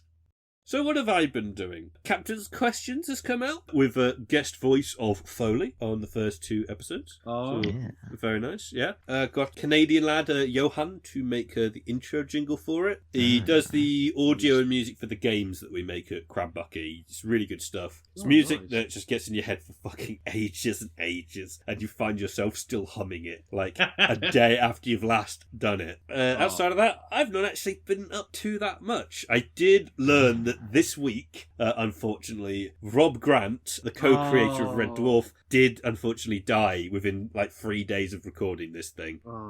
Which is a big old shame. So I think one of my fondest Red Dwarf memories is getting told off in an IT room with Sam while we were watching it. Yeah. Literally, we're sat there just watching, I think it's season 8 or something like that, and Rimmer says cunnilingus, and there's a teacher right behind us goes, should you be watching Looks over that? my shoulders. Did you? I don't think that's an appropriate language, isn't it? Did you respond with like, what is it? Yeah, if only. No, we were just deer in headlights moment. I think He said something like, I'm not gonna like do anything about it because I know it's Red Dwarf or something like that. Yeah, it's like I like Red Dwarf, but I don't think that's perfectly appropriate. So I think we just left, and we're just there like, all right, and we just went back to watching him. Oh, he didn't stop you. Actually, you just can't get any warning. It was just like I have a feeling that he was just watching over the shoulder, saw that we had subtitles on, essentially, saw that it said Cunnilingus, and went, just maybe you shouldn't be watching that. I need to go, have fun, and then just left. It's like, oh, it's okay. probably just I don't want to stop them, but I have to like cover my back. Yeah, I've said something. Yep, I've said something, and now I'm busy elsewhere. Goodbye. Yeah, I've done my part. But yeah, it's unfortunate he died. Red Dwarf, big inspiration for my writing. Really? Yeah, that's unfortunate. Very iconic. Yeah. They'll bring him back as a hologram. That would be like the biggest irony, yeah. It's like, oh, what do we do? Let's bring him back as a hologram. And it's just like, seriously, guys, I am like the worst person to bring back as a hologram. So many, and he just goes off on one, insulting everybody. It's like, here we go. Like, lad. Well, it's time to spin the wheel. Uh-oh. Okay, I have 3 quotes in front of me here. Okay. Who said them? They're all the same person. No, these are all different people. Okay. The first one is turn your wounds into wisdom. You'll get like 2 guesses each. Turn your wounds into wisdom. Can I ask like any sort of context, as in? I don't know the context. I've just got the quote. It's like, I don't want to remember either. It's like... I know who this person is. You can ask me a question to try and figure it out. Is it a politician? No, it's not a politician. They're from famousquotes.com or something like that. Okay. Turn your wounds into wisdom. It sounds like so. That's pretty lame, gotta say. Joe Biden would say. I don't know what licking his ice cream. Churchill. No, it's not Churchill. I have one question, which is... Yep. So it's not a politician. Nope. Are they European, including the UK? Why would I not include the UK? I don't know. No, they're not. Interesting. So that means Foley is wrong on both accounts, because Churchill's a fucking politician. I don't know what I said that, to be honest. It just sounds like so cute to say. Turn your wounds into wisdom. It's probably... Oh, yeah. Is it real? Oh, they're real would have been a good one. Yes, Okay. Is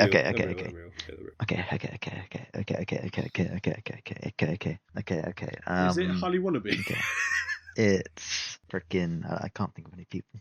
I can't think of any people. It's not that person. No. It's going to be Shakespeare, isn't it? Elvis Presley. But it's not Elvis Presley.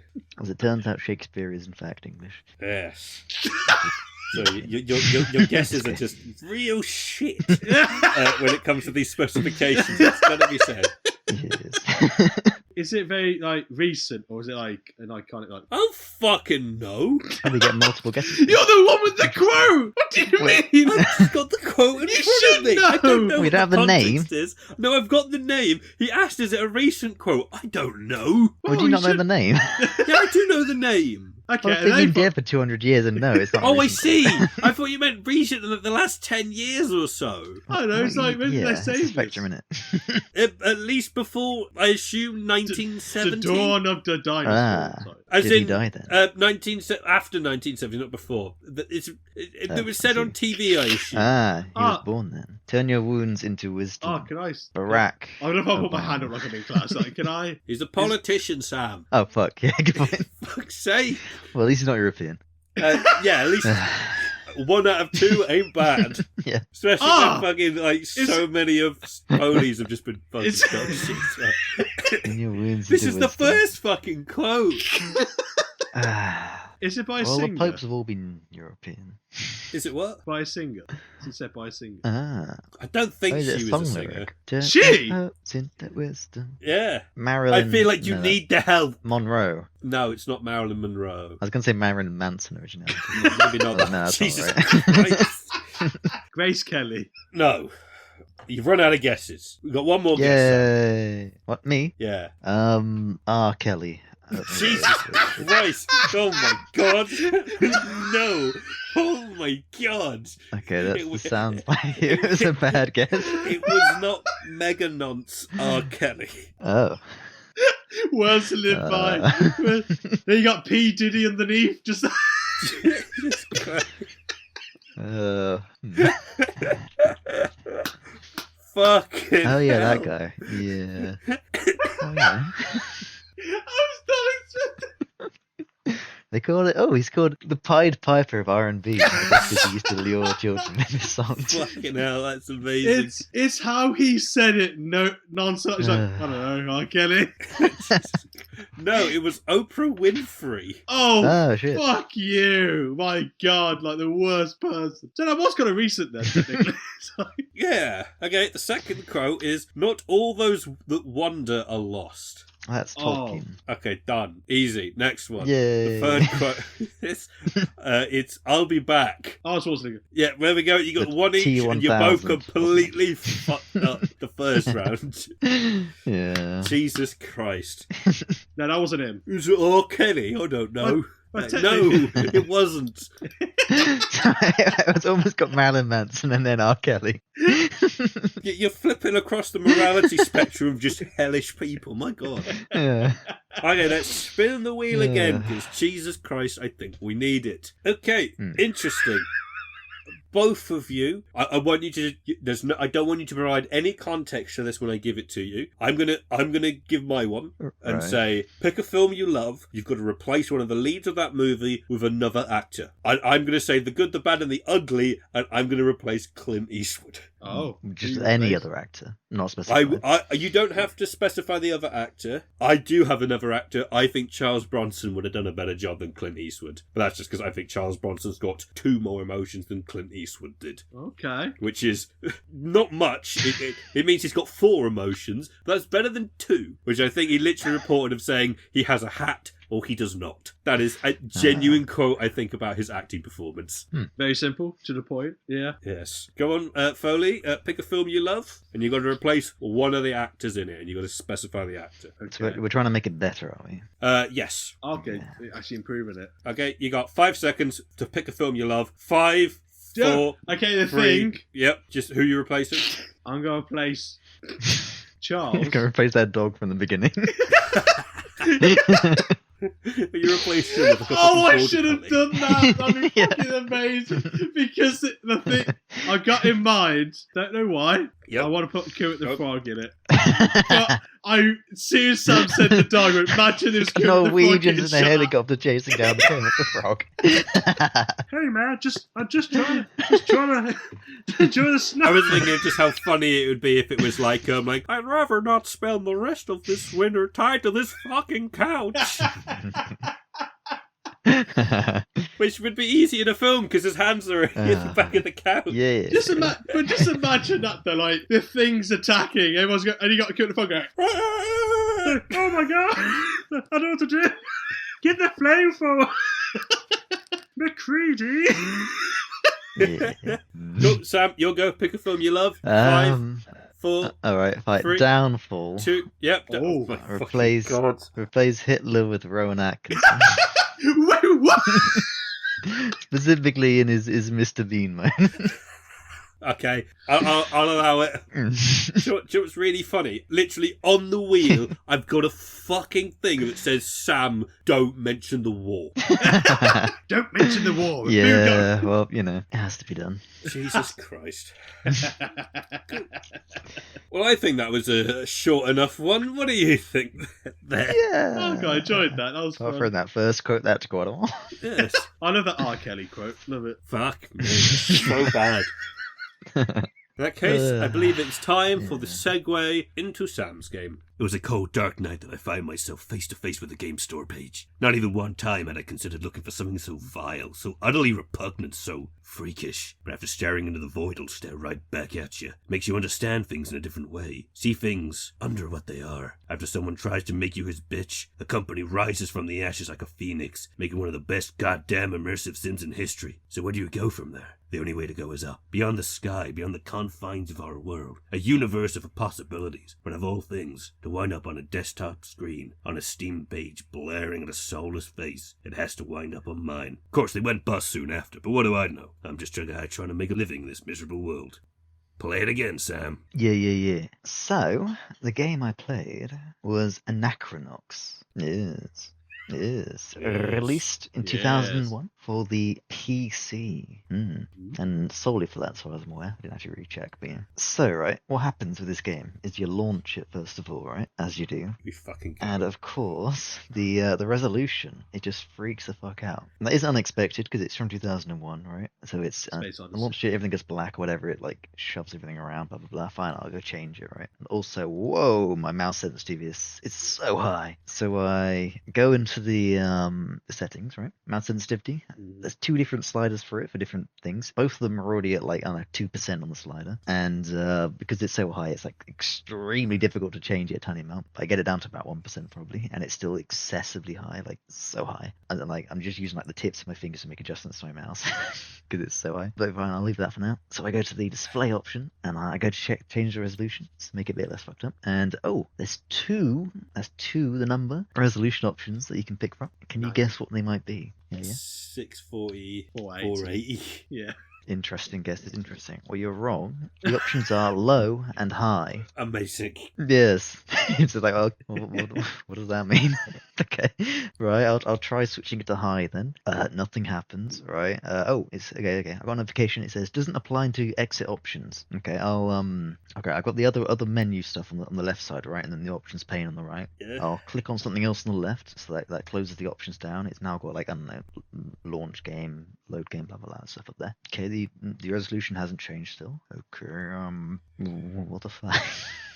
I know now that when you're in game, that main menu is the same as the escape menu when you're in game. So in game, that would make sense, right? Because you can then close the menu. That would probably count as exiting the options thing, and that would force it to reload shit. Right. But on the actual main menu, it's like, well, that's just wrong. I don't understand. And after a bunch of messing around, figuring stuff out, I noticed in the game directory, there's another exe that actually has the options in. Oh, Yeah, like the proper options. They got a bunch right. of different graphic settings, and also the resolution settings. And they actually bothered putting what they are in. The max size was 1600 by 1200, which whatever, that's fine. But yeah, that took far too long.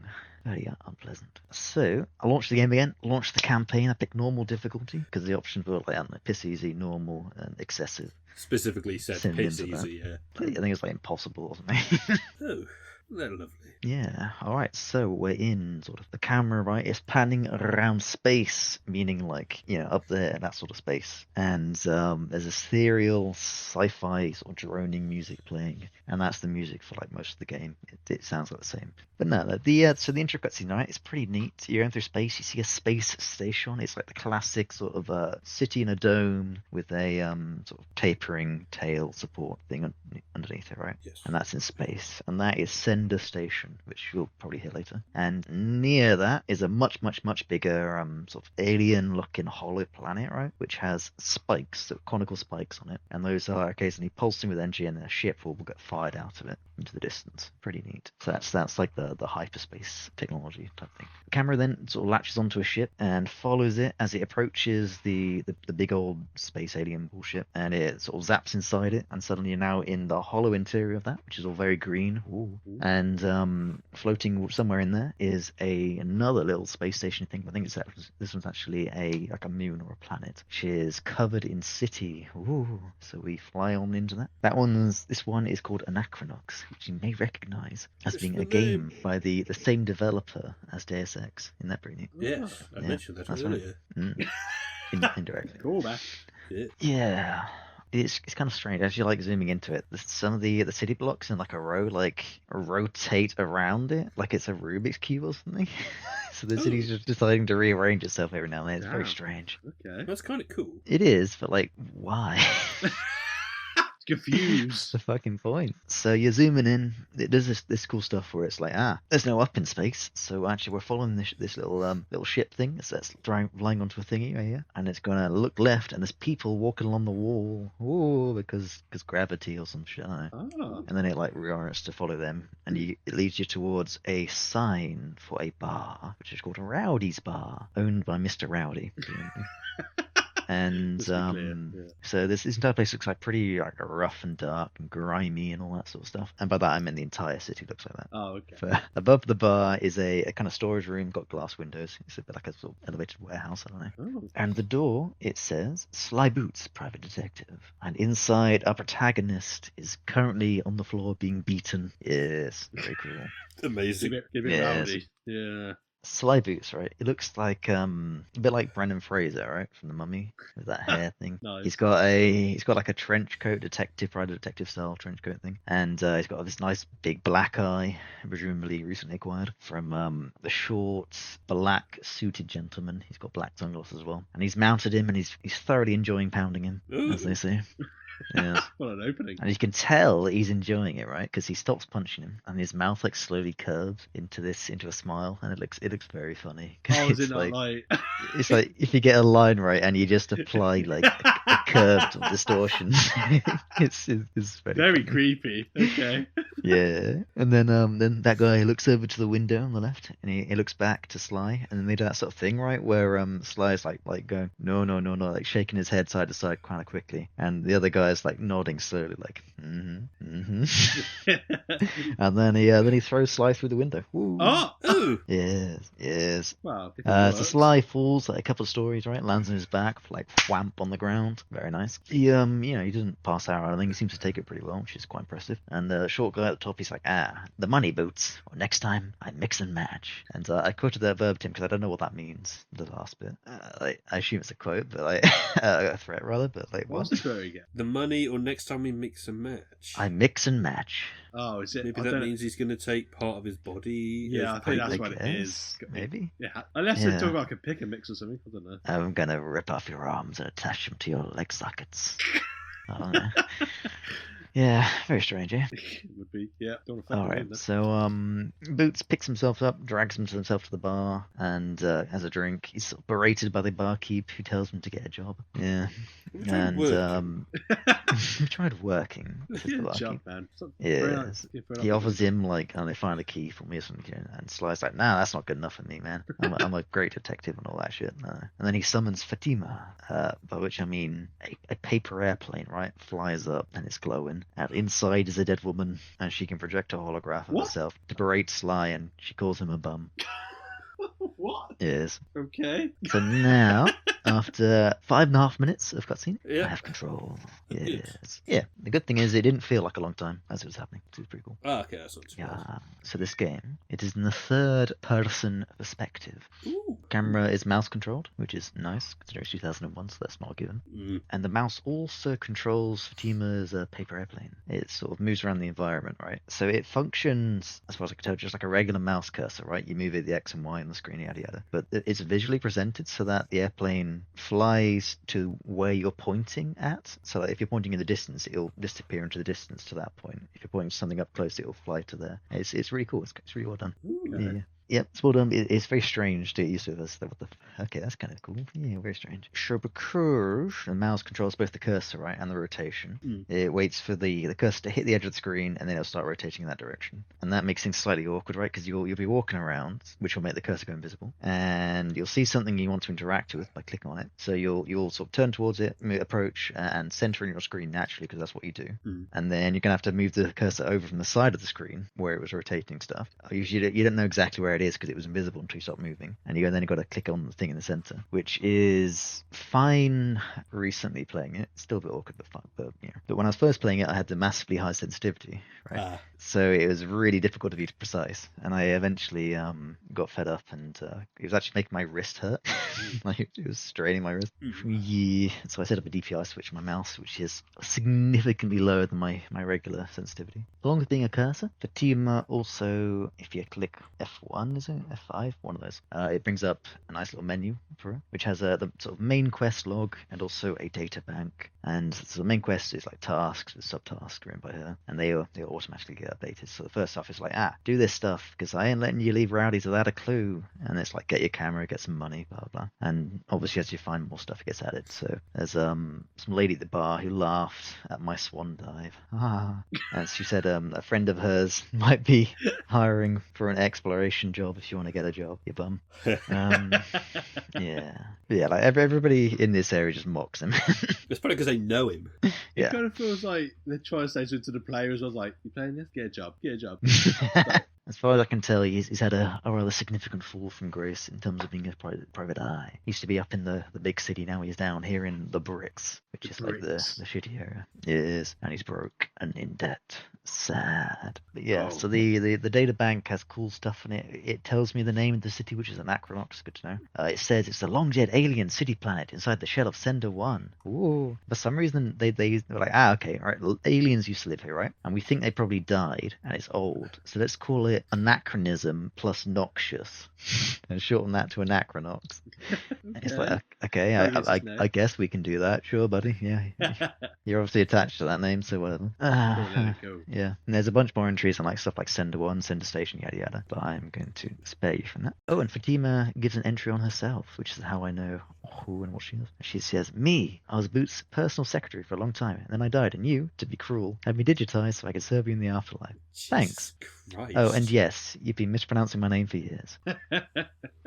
Damn, this guy sounds like an asshole. Yeah. That's next level punishment. Okay. Yeah, I need to grab my stuff right before I leave, so I head up to my office. Ooh. And along the way, I encounter a strange white chocobo, right? Those things from Final Fantasy. I was going to say Harry Potter, but it's definitely that. Yeah. And so because I chose normal difficulty instead of piss easy, I can only save with these fellas, which is, that's fine. Unless it crashes, which makes it a pain. But it doesn't happen too often. Oh, actually, no, sorry. It turns out this is actually the exit. The way I was going to go the first time, and I was like, no, that can't be the exit. That can't be the office, rather. I turned around. That was the way to go. So Fatina sort of manifests a hologram in front of me and berates me for trying to leave without getting my stuff. It's like, you're like a little kid sometimes. Like, very sorry. Fuck. So I actually do go to my office this time. So I grab my camera, can use that to take photos at any point. Very cool. I think it's only used for side quests as far as I'm aware. So neat. There's a back room, which Sly lost the key to, which, sucks. But you can use his unique ability, which is lock picking. Very useful. This is like a little mini game. You start the mini game, you get some intense music, like the only notable music change I actually remember, except for probably one bit. It's got a time limit, right? Like 30 seconds, whatever. You got to pick a number from 0 to 9. You get hot and cold, and you just sort of iterate until you get the right answer, right? Which is usually pretty easy. And you repeat that twice more for this level of lock. Yeah, and you know what? Better than Oblivion lockpicking. How dare you? And Skyrim. But yes. I'm guessing it's more lenient, though. Like, what is it? Not as difficult with the lockpicking. It's not difficult. Oblivion's lockpicking's not difficult. Tedious. Tedious. Maybe for you, Rhys, but for everyone else, it may be more difficult. It's just shit. Morrowind lockpicking's the best. Which is just you use lockpick on door until it opens. Oh yeah, because Morrowind's fucking lockpick. And then you just lockpick breaks after 25 uses and you're like, well, guess I'm using another one. Oh yeah, Sly has a RoboPal, a little friendly robot thing for kids or whatever, which he tricked out or whatever, but it's been so broke that it's had no battery, as in there's been no battery inside it for months.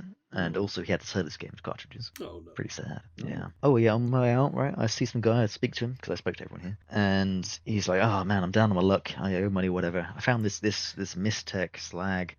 Shall I sell it or keep it, do you reckon? I'm like, yeah, sell it, mate. Cool. He loved that later on. Oh yeah, as I exit the bar, right, I end up in this strange stony tunnel, which is very green, very odd. And there's this flying 4 wings, sort of vaguely humanoid alien guy there. He's like, hey buddy, why does Rowdy discriminate against floaters and won't let me in this bar?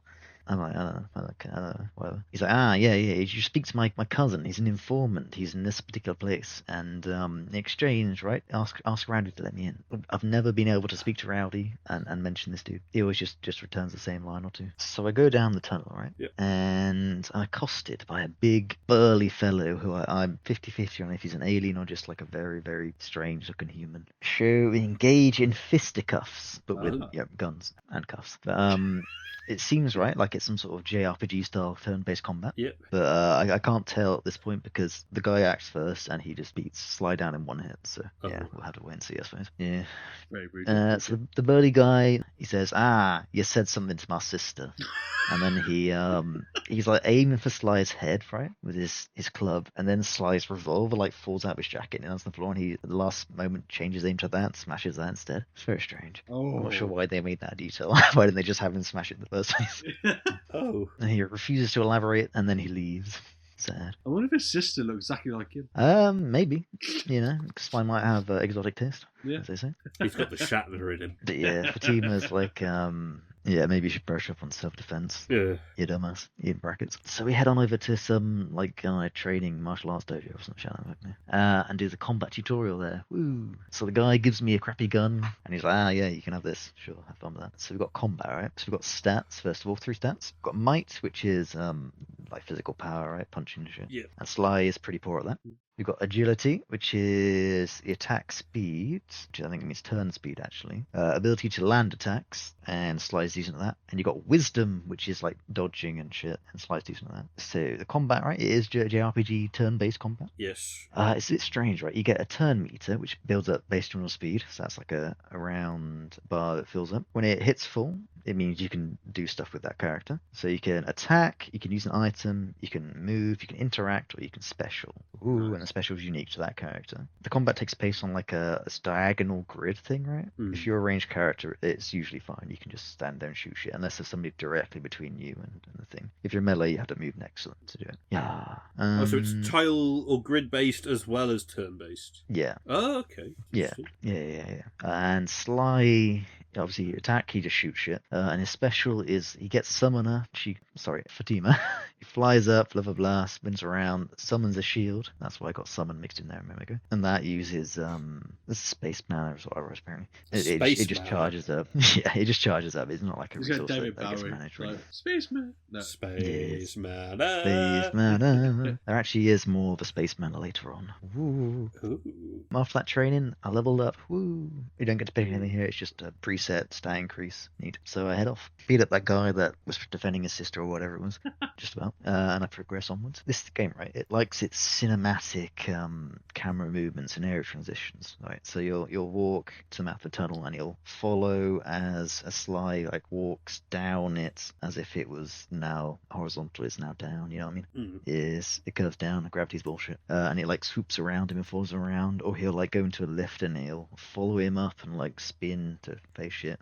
It's neat, but it takes a while. How does that actually look when it tries to do that? For like a game when it came out, I can't imagine it looking. It's pretty good. Yeah, it's pretty decent. No, it's good. Yeah, it's good. It's not quite laggy, glitchy, but yeah, no, it's good. Oh, okay. Pretty flawless, I think that's for the most part. It's funny because in modern games that those sort of long transitions would be used to hide loading screens and stuff, but in this it's like sometimes you just get a loading screen before it and then it'll do the animation afterwards. Oh, because yeah. So don't really need it, but we'll put it in anyway. But fortunately, right, these are slow. But fortunately, at one point, it's actually when I was rewatching the intro cutscene just to take some more notes on it. I accidentally hit I was trying to skip it, and I accidentally hit hash instead of enter. Well, I shouldn't think that. I was like, whoa, it sped up all of a sudden. Interesting. I held it down again, but I pressed a few buttons to figure out which one it was. Held it down, and yeah, you can hold hash at any time. It'll speed up the entire game by eight times, which makes everything go a lot faster. So that works for combat, it works for movement, it works for animations, it works for cutscenes. It's pretty rad. Everything works flawlessly with it as well. It hasn't many glitches. It's pretty rad. Yeah, it makes the game a hell of a lot less tedious. Really? In a lot of ways. That's Yes. So yeah, I'm heading along. I'm heading towards the place where that girl is staying, who may be hiring for a exploration thingy. That's my current goal. And I go past a blonde woman who was reporting a crime. She says, "Pretty sure he was shirtless and his nipples were pierced, and I think I got a whiff of spasm perfume." Spasm perfume. Yes, and I have no idea if that's relevant to anything. Like now, I have no idea. I don't know what the fuck that's about. I don't know if it's just like, I don't know, world building or like setting the scene or something, or if it's actually a reference to something that I don't know about. Right. I don't know. Bloody description. My goodness. Yeah, exactly. The guard mentioned something about sewer walls. Yeah, sounds lovely. Oh yeah, a different guard, right? He asks if I've seen this woman, and he shows me a photo of a woman, and I can snitch that she was at the bar, apparently, or I can say, nope, sorry, nothing. Oh, so you can And, I do the choose latter. what you can say. Yeah, Oh, okay. and presumably that changes something. And I go see her later on at the bar, and it seems that she's like planning a heist or a hit or something on Debtor, who is the guy I own debts to. Ooh. There you go. You own Interesting debt movie. to debtor. Yeah, Debtor. I'm the Love- debtor to Debtor.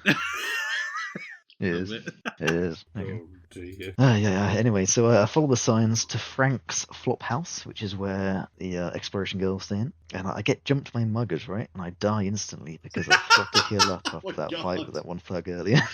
Oh my God. Yeah. Yeah, I reload that and I heal up first and then I try again. And it's very easy. How do they just right, come out of nowhere? Do they shoot you and stuff? I think these guys mostly punch you while I'm shooting at my crappy gun. Combat, right? Yep. Because everybody's waiting for their turn timer to fill up before they can actually do anything. Okay. When there's only a few combatants, like 3 or 4 or something, there's often periods where everyone's just like standing there and just staring at each other, like, I can just.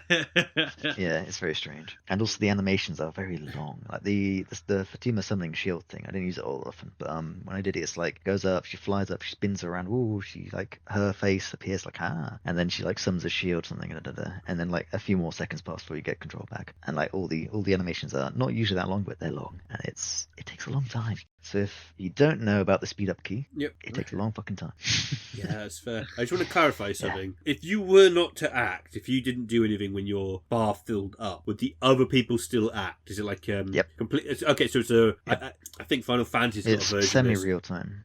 It's the active time battle system, I think is what they call it. Could be. When you click attack, right, you then have to collect your targets after, but it's as soon as you've selected an option, it becomes your turn, so nobody else can do anything. Okay, cool. Right. One thing that's also cool is that if you hit attack, do your attack, if you have another member of your party, while your character's acting or while an enemy is acting, you can select your next action, and that will queue it up to be the very next one that's on there, assuming you have your turn ready, which is nice. Yeah, that's good strategy. Yeah.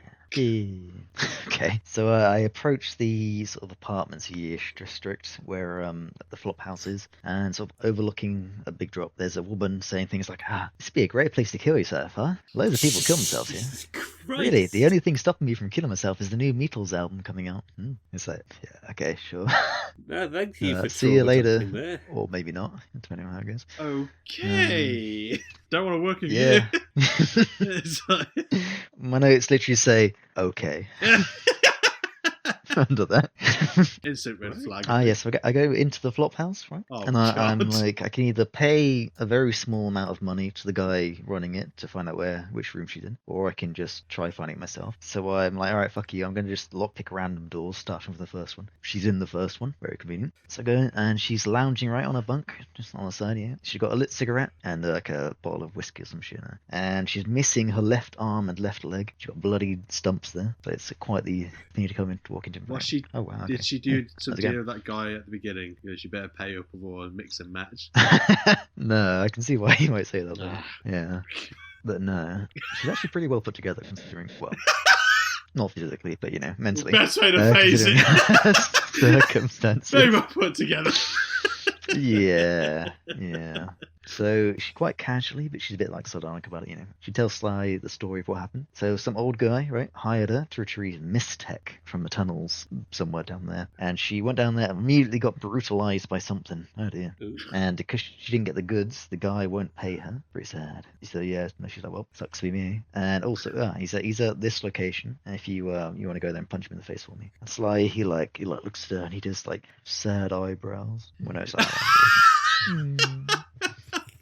He does like the same sort of animation thing as the guy at the beginning when he smiled, where he just like slowly morphs into being sad, and then he walks off. This sounds like Oblivion style thing, like it's got a little bit of that worse. Sort of, I don't know, atmosphere to it. Yeah, it's very funny because for the most part, I think these characters are. I think they're not quite 2D faces, but they're pretty close to that. Right. So it's mostly just a texture on a flat-ish, slightly round surface. So it looks quite funny when that happens. So Sly then walks off. I immediately just walk back to continue talking to her. She's like, well, I could get replacement limbs from X place, but how am I going to afford that? Oh, sad. Also, I was like, oh, hey, what's that? And I clicked on something on the side. It's a friend's bracelet. And she'll ask you to take that to her, but only if you actually notice it and click it like I did. So you could miss that. Oh, okay. That would be sad. That's right. Good eye. So I go over to the old guy's building, right? And I notice on the wall, actually, that's interesting. That is a list of names and room numbers. Neat. And it's quite cool because it's not like an interactable thing. You like click on and it brings up a dialogue, whatever. It's literally just on the wall. You can notice it and read it if you want, or you can not and then be lost. Yeah, quite cool. So I spot his room because I know she told me his name, and I go up to there. I break into it with my lockpicks, and he immediately knocks me out. There was an option to knock on the door, but I didn't. Yeah. Too formal. So this guy, right? I then come back to consciousness. So he's looking down at me. He looks like a fancy dwarf, right? He's this old guy. He's very short, very like sturdy, wide. He's got very long, thick white hair and very long beard. And by long, I mean like I don't know, 4 foot, right? Although, to be fair, he's short, so it might be less than that. Proportionally on us, it would be about 4 foot. And it's like very thick and braided. It's pretty cool. Damn. And so Sly's right, yeah, you need someone for your job? Hire me. I'm the best. And the guy is like very unimpressed with that, unsurprisingly. But he like walks off and Sly follows him up into a room where he has a bunch of mistech lying around because he's doing research in it. He says, I need more samples to make a breakthrough. And Sly's like, come on. Yeah. He's like, fine. Prove yourself. Bring me back a Nox guard. So that's just the guards that were there. One of their helmets, size 5. Brother, I'll be back in 10 minutes. He's like, get out! Okay. Sure, fair enough, buddy. Yeah. So naturally, right, on my way down and out of his apartment, I steal his things. So, right, I'm pretty much just going around and talking to guards, being like, hey, can I have your helmet? What size helmet are you? What size are you, baby? Some random guy, right? And he's like, I was trying to round up guys for some 4-hoop. Want to play? And one of the options is, nah, 4 hoops for losers. I know, that's why I asked you. Brutal. Yeah. Fucking roasted. Yeah. You just sort of like walk past the suicide girl and just been there like, you know what? Someone just fucking roasted the shit out of me. I'm gonna just do that. Another day, another one gone. Oh yeah, I talked to one of the guards, right? Yep. And he's like, no, I don't. My head's not that small. But also, there's these bunch of aliens, right? They're fucking assholes, right? You can't understand them because you have the translation thing we have. They're assholes, right? So we're gonna round them up and we're gonna get rid of them. All right. Jesus Christ. I'll give you $100 if you find me photos of every one of them in this area. And I'm like, fuck yeah, let's do it. So I'll do that. Nice, $500. Let's go. Man of the people. Yeah. Oh yeah, I talked to another guard, being like, "Hey, you got a small helmet?" And he's like, "What? Why'd you ask that?" Blah blah blah blah. You know, picking fun of people having small helmets. Oh, that's very mean. I know the one guard over there got a five helmet. Oh, very mean of you. I'm like, all right, yeah, bye bye. And I go over to where that guy was, and I speak to him, and he's like, "Man, yeah, I was given this really small helmet. It's giving me fucking headaches. Like, what's with that?" So I got a replacement, but I got this for him. I'm gonna show it to the guys back at base later on. I'm like, okay, can I have it, please? He's like, no, I want to keep it for later. So I just spend like 3 minutes straight just harassing him with different tactics. Which range from obviously asking for it. I say, all right, I'll trade you my jacket for it. And I say, all right, I won't give you my jacket if you give it to me. Because he doesn't want it. I try begging him. I try threatening him. I try saying, I'm insane. I try saying, I can prove I'm insane if you give me the helmet. I'll say, but I'll get down on my knees and beg. I say, he's like, go home. I'm like, I'm homeless. Eventually, I just keep on trying shit. And eventually he's like, all right, fine. Have it. Yeah. So there you go, helmet. Let's go. Jesus Best Christ. detective. You must Yeah. really love that helmet, man. My goodness. Yeah. Nothing was breaking him. Yeah. Great.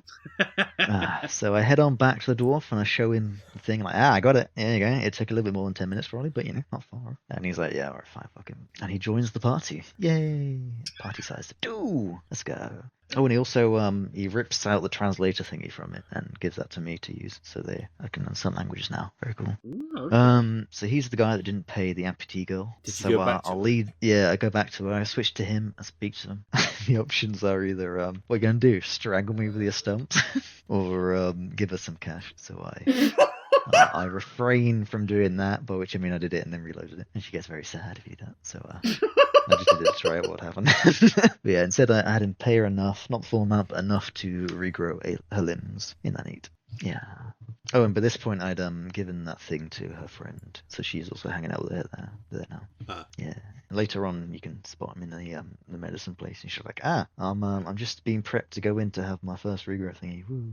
Yes, the tunnels, right, that the dwarf wants to get into to get these mistech samples. It's being guarded, right, by an alien, and not just any alien, an alien that has been evolved to be the perfect door guardian. For some reason. Okay. So we need to find another way in. Yeah. So we go to our informant, right, that flying guy, and we go to him to find out about a different informant, a better one, I guess. So he tells us to follow this one guy. So we follow that guy to a bar, and we inside that bar interrogate a different guy who's using the urinal, and he tells us that Eddie, the informant, is in the junkyard. Also, we should bring him something chewy and stinky to help him concentrate. Ugh. Yeah. So we leave there, and Fatima, right, she pops up. She's like, I keyword search those 2 words, and for some reason she decides, yes, the best course of action, right, is there's this injured guy, right, is his leg, it went gangrenous, and he has a sock on it, so get the pus-soaked sock from him. And he's like, okay, yeah, sure, I guess we can do that, right? What the So we go over to see him, right? And this is the conversation that ensues. Hi. Can we pull you aside for a second? Hi. Hi? Hi there. Hi! Yeah, this is gonna sound funny, Peculiar, really. but we heard Through the grapevine. that you had an unusual Condition. accident that left you Unusual. with one leg. And we were wondering if By any chance? you might give us... Loan us. Loan us, yeah. Your sock. Sock. Your sock. Yeah. And it's yeah. And the guy just sort of stands there silently for a couple more seconds, and then just reaches down, pulls off his sock, and hands it. So he just gives it. Yeah, absolutely no more persuasion needed than that. Yeah, look, fuck it. If you were that desperate to come to me and ask for my sock, have it. Must be Yeah, serious. exactly. Especially if you're both stumbling over your words to ask. Yeah, because up until this, I just sort of assumed that Grumpos is your man's name. I assumed that he was like a fairly serious character, and then it hits me with that. And you're like, nope, he's just as fucking deranged. Yep. All right, so Eddie, right? He's in the junkyard. So we fight our way through it, and we eventually get to the place where he is. And there's a group of people. They're waiting to see Eddie. They've got various offerings. Most of them are string themed for some reason. I don't know why. Anyway, we get there, see Eddie. We skip the queue, and he's this like scrawny old guy. He's huddled on a little throne. We give him the sock. He chews it. He tells us that the door guard has a brother, and that'll be enough to let us in or something. Okay. All right, so we go back to the door guy, and when he learns that we know of his brother, he says, that knowledge must not get out. As to why, I don't fucking know. I can't let you through the door. I've been evolved to not be able to let people through doors or some shit. But I can tell you there's a secret way in if you jump off this ledge here. And he's not trying to get us to kill ourselves. If you jump off this ledge, there's a secret way in. So you can go down that way. So yeah, we do that. So we fight through some more tunnels, or through some tunnels, I guess, actually, until we reach an underground river. And we there's a speeder thing there, so we hop onto that. And this is one of those games, right, where they just chuck in like one-time mini games every now and then. So in this case, I have to use the mouse, which took me a while to figure out wasn't the left and right keys, to dodge these hundreds maybe of explosive barrels, or explosive crates actually, just floating in the water on this underground river. There you go. So I do that eventually. Hop off the thing and fight through a bunch more tunnels. Hell yeah. And then at the end of that, we awaken an ancient angry golem. And we fight that. It's like a tech golem of some sort. So I used Grumpos's special move in this fight for the first time against a golem for some reason. And it's called a Yammer, right? And it goes a little bit like this.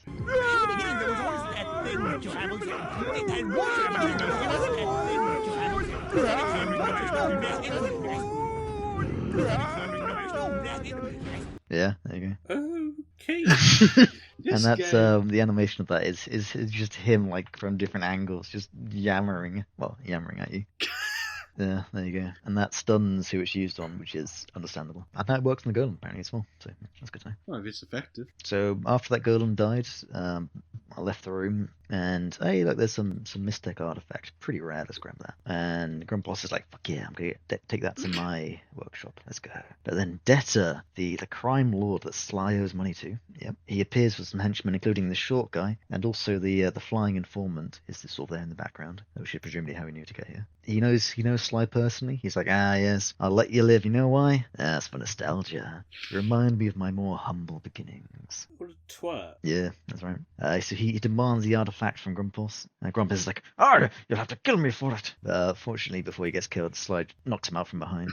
So they take the artifact and they leave. Obviously, Grumpos is unimpressed with that. Oh, Debtor also tells Sly that he's got until the end of the week to pay up, or your skull's being ripped out of your body and all that. Oh, lovely. Yeah, that was me editorializing. But so Grumpos, he's obviously not very happy with the whole thing. But he's like, fine, I'll pay you the cash anyway. And he gives him $100. He's like, what the fuck? Where's the rest of it? He's like, well, you should have negotiated it up front, mate. I should have checked how much you were getting. I don't know. I'm not exactly wealthy. He's like, okay, buddy. Right? Mistech, it's got loads of dormant energy inside it, right? If we crack that, get the energy out, we'll both be rich. There's a scientist I know on another planet. Let's go to them. I'm sure I can crack it if we get help. And he's like, fine, fuck it, whatever. Oh yeah, so there's this guy, right, I spoke to. He had a PAL bot of his own. Very proud of it.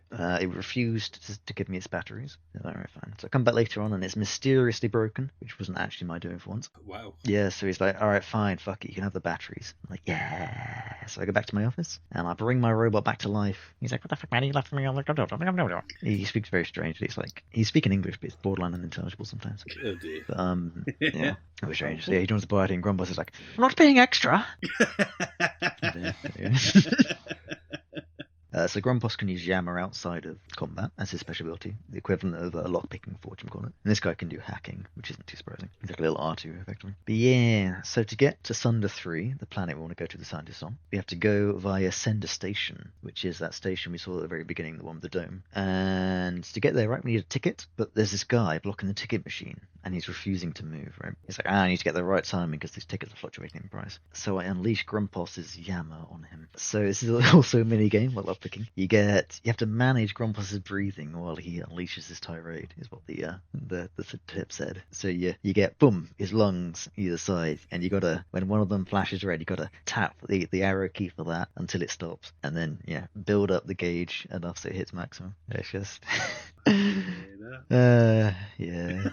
Oh, I love it. I'm gonna wave at time. Oh yeah, and when you succeed, he unleashes several paragraphs of like, he has a central point and he'll just diverge off it and sort of come back to it and diverge and like go random tangents and shit in this rambling tone. It's great until eventually the target just like, all right, no, I'm gonna do whatever the fuck it is you want. Just stop talking to me. It's the great. power of nagging. Yeah, it's wonderful. So we get a ticket, nice. Hop on the shuttle, head to Sender Station, which is on Sender Station. So we're here now, right? We need to go from here to Sunder 3. So we need 2 tickets, one for me, one for Grumpus. I guess Palbot doesn't count because he's not a person. So Sender Station, right? It's a lot less grimy than Anachronox was. It feels like a lot more corporate. There's lots of business people going around talking about corporate-y stuff. Yes. Also, right, because Sunder 3 is a scientist-only planet, only scientists allowed there. We have to pass the scientists because, of course. So we've got business planet, you've got science planet, but station fair originally. So we need to pass the scientists, right? So they do a little science quiz to get through the gate to board the shuttle, and also need to look like scientists. So we need to switch out my trench coat and get something better looking. So first we try to buy the tickets. They're all sold out. Oh shit. Okay, fine. I'll ask around. I talk to some guy. He says his cousin might know a ticket scalper. Okay, cool. Lucky. So I go talk to his cousin. That guy says, I know a guy. There's a ticket scalper. He likes clowns. So I go to, that place I saw clowns earlier, right? I'll go talk to people around there. That guy. Yeah, Child. I'll talk to him. He's like, I don't do that anymore. Come on now. There is this guy though. I know. So go talk to that guy. So I go over and talk to that guy, and he's like, I know a guy. Yeah.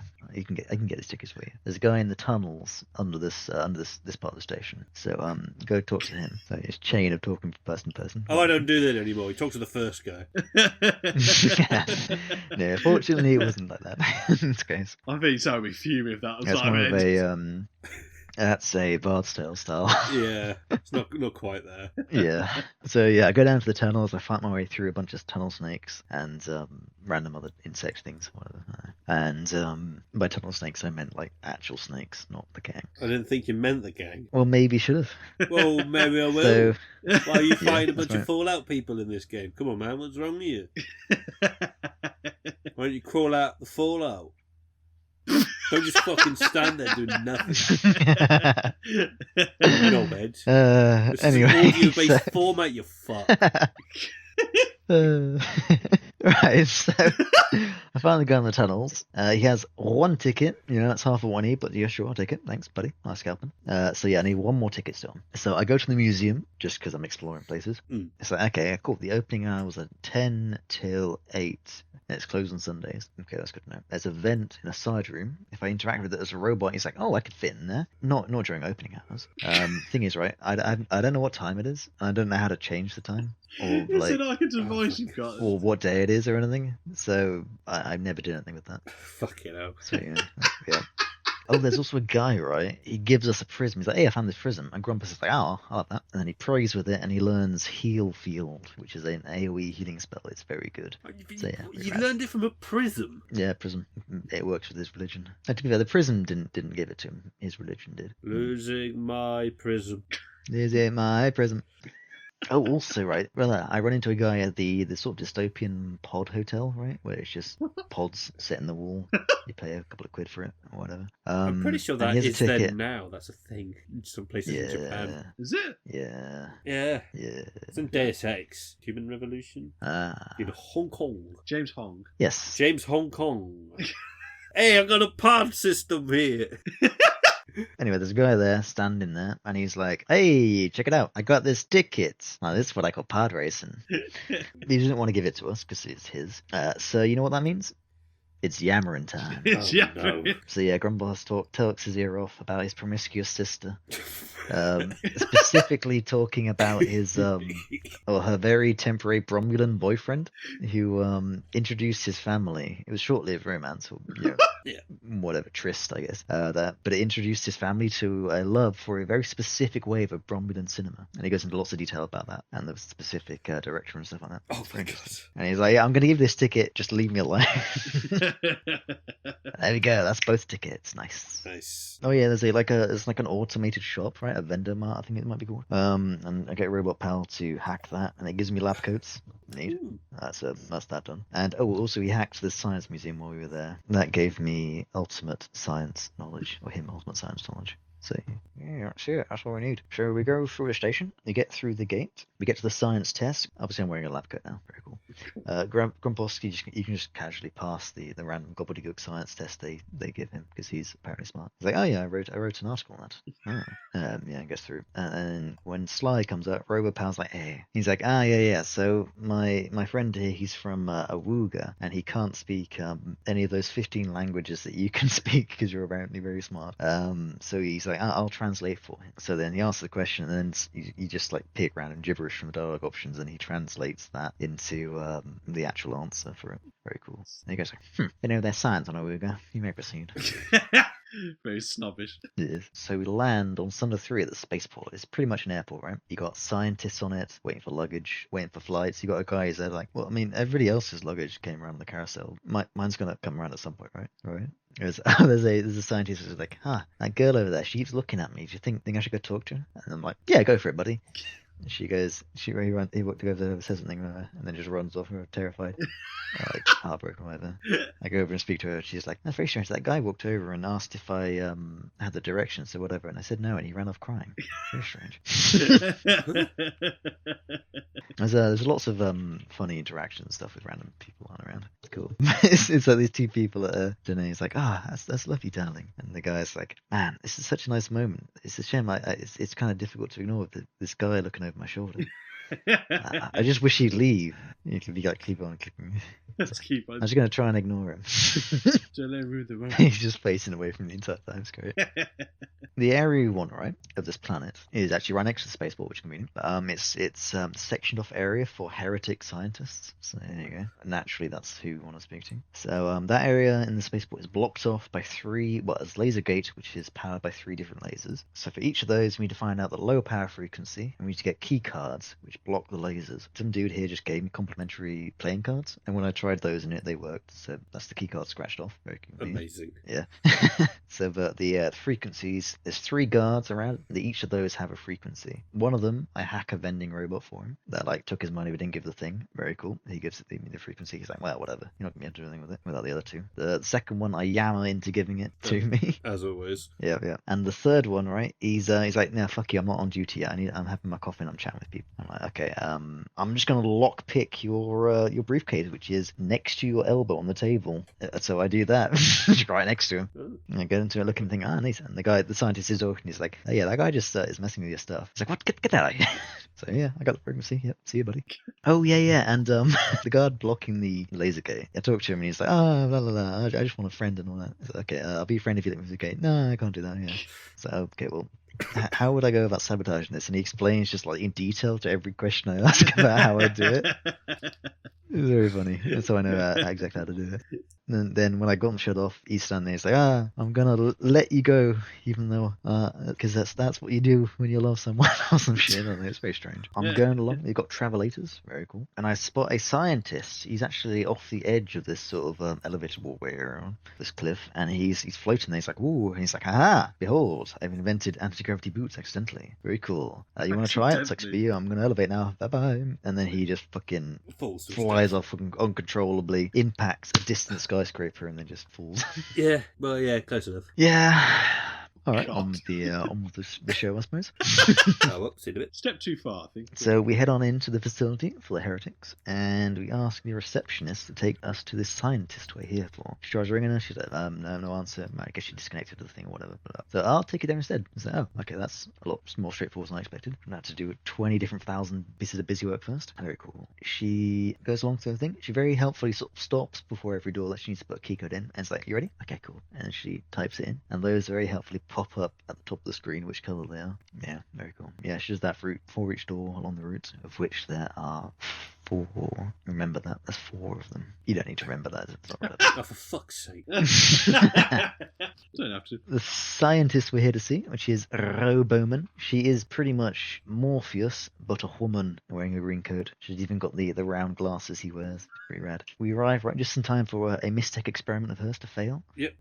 She and Grumpos exchange like their weird like technobabble bullshit. Like, have you considered that a lot? Well, yes, but I'm not measuring that. It's like, that must mean you must be measuring blah blah blah blah blah. And then just cuts to Salai, and it's just like. Yeah, he's in the background. He's just there. Okay, whatever. So she's like saying bullshit like, oh yeah, Mystic is from a future universe. Sure, right? Okay, yeah. Also, Mystic responds to spatial anomalies, right? The stronger the anomaly, the stronger the NGL. And as she's saying this, on the other side of the room, Sly is like, sort of wandering over towards the sample, and it starts to pulse and glow, and he's like, guys, blah blah blah, and eventually it gets bright enough and sends up the classic sky beam. She's like, oh no! So I was like, oh what? We need to get out of here, out of this room, out of this system.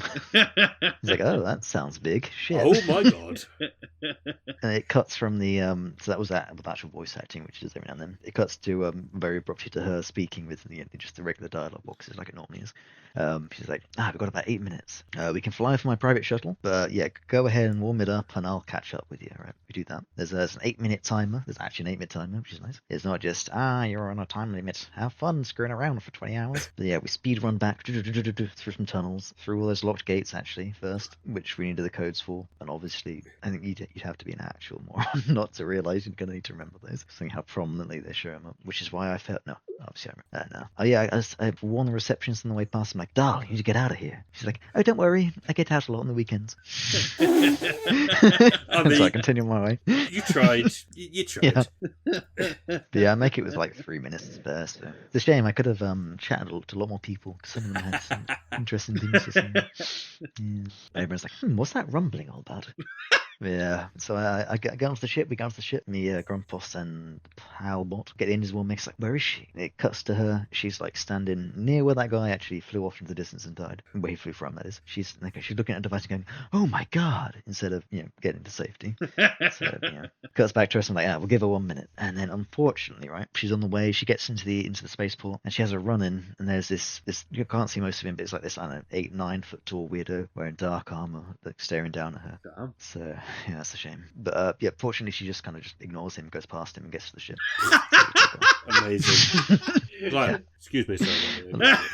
I don't know why they framed it so dramatically like that. It's very strange. It's like, oh my god, you're in the way. Can you please excuse me? It's like blocking my path. Well, it's not even that. It's, oh my god, I'm going to go around you. Bye bye. You're in the way. Excuse me. She's like, I can't believe you're waiting for me. And then there's another mini game. It's like a side-scrolling dodge the careening ships or flying asteroids. For half a second, I thought you said dodge the Korean ship. I was very confused. What the hell did this come from? Oh no, it's the Koreans, and they're blowing up the planet. Yeah, so everybody on the planet dies, pretty rad. So everything's like collapsing, volcanoes rumbling. There's like a laser bursts out of the planet and just starts carving around it in a line. Fuck. And that eventually gets to the point where we escape the planet, we look back, the planet's been split in half vertically. There's 2 halves that are separating and they're drifting apart now. Oh. I don't know if this means anything, but the core of the planet is just missing. It's just hollow after a certain thickness. It's very strange. But yeah, as they're drifting apart, a line zips across and opens up into a big square, very flat portal-looking thing. Then that blasts outwards and shatters one half of the planet. Yep. And that sends a massive shockwave reaching out. So we're like, oh fuck it. rocket, gun it. Need to get to the sender gate, the hyperspace gate type thing in this. We reach it just in time. We got damaged in that, and it wasn't pointing where it's normally pointing because it got spun around wildly. So we ended up who knows where. So yeah, we're just drifting through space. Pretty rad. The scientist, is like, gentlemen, science was just set back 100 years. And so I was like, oh, cry me a river, sister. You blew up the planet with your experiments. And she's like, no, actually, no, sorry. The Mistech was responding to something else. Whatever split the planet in half, not the other way around. And it's like, oh, okay, well, I'm glad you clarified that because that's what I thought as well. I assumed that it was Sly approaching it that set it off somehow, even though he's had Mistech before. Yeah. So she says, so right, I reckon every piece of Mistech across the galaxy has been activated and can now do magic space bullshit. Oh dear. I'm like, okay, sure, I'm sure you're just correct with that. And she's like, if my speculation is correct, different slags have different powers. Okay. Oh no. I'm going to quote that verb team in my notes, if you don't mind. Different slags have different powers. Oh, you slags. You slags. Gotta know what you're paying for. Very nice. Yes. So yeah, now when we get in combat, we've also got Mistech as an option you can have if you have an equipped piece. Yes. And that uses some sort of finite mana resource thingy. Anyways, yeah, so they're in the ship. It's kind of low power and all that crap, so they just sort of drift there and just hope for the best. So it's just like a nice little day montage. So day one, Sly, he wins at 20 questions by accidentally cheating because he thought that Anachronox starts with a U. So that ruled it out for everybody, for everyone else guessing it. Oh god. Yeah. And the funniest thing about that, other than it obviously being obvious where he lives and all that, is that it's in his data pad like a bunch of times. So you would see it when he's reading that shit. So I think he just literally doesn't read that. Fucking hell. I mean, that explains why like Fatima has to actually talk to him but doesn't have any fucking notes. Yeah. Yeah. Dear. Day two, Ro and Fatima have some girl talk. He's like, and what do you say that? Oh, he said it's like but not love. And he's like, oh, whatever. Day four, Ro apparently does some dancing. And everyone just like politely applauds. It's like a little kid doing it. Day 9, Fatima pops up and he's like, day 9, bust out the violins. Try day 300. Okay, sorry. Day 300. Nah, day 13 is just Sly slamming his head against the wall repeatedly. Yeah, that's fair. Yeah. Day 17, Grumpus and then Sly, they fight, they argue rather than they eventually start fist fighting. And Powerbot's like, should we stop them? And Rose's like, let them kill each other. Jesus. Okay. Oh. And then the ship, while they're fighting, unexpectedly reaches a space station. And by space station, I mean a giant ring with another ring encircling a planet. I don't know how they didn't notice that. I mean, they're all Like idiots. small. They all Yeah. sound incompetent. They just not looked out the window.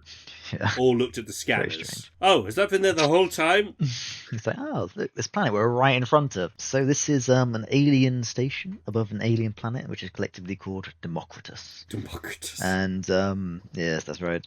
So to get our ship fixed, because it's like low power and all that crap damage, we need to talk to the council, right? The council are in an emergency session. So to get into their session, we need to be an ally of the council. To be an ally of the council, we need to be trusted. To be trusted, Me. we should vote the same way as the council in their daily elections. What? That's all right. We can do that because this is like a absolute democracy, at least for the people on the station, where everybody votes and they're all voting equally. But the council's like, well, people are idiots, right? So we can't really trust them just to vote, right? Because they might pick the wrong thing. So they vote beforehand in secret, and then they strategically leak their votes to allies of the council, who the voters can then like figure out what they should vote for from them.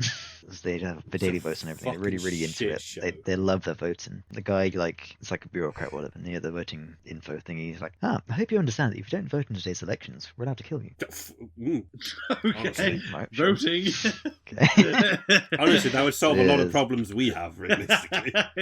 Yeah. So these are all this is one type of alien, except for there's one other non-Democritan. This guy, he's like some salesman or some shit. You see, and he's like, I need to get off this planet. Will you take me with you? This place is a bureaucracy nightmare. Red tape everywhere. It's horrible. Cut a long story short. To find out how they're voting, right? We find the allies of the councillors, and we either just find out from them, or we bribe them, or we trick them, or we kiss them, or we pretend to have their wife hostage. Well, I think we know And which through one all that this- is for. Hostage. No, we do all of those. Oh, I see. Right. I Yes. thought it was a choice. Okay. No. That's pretty much what we do.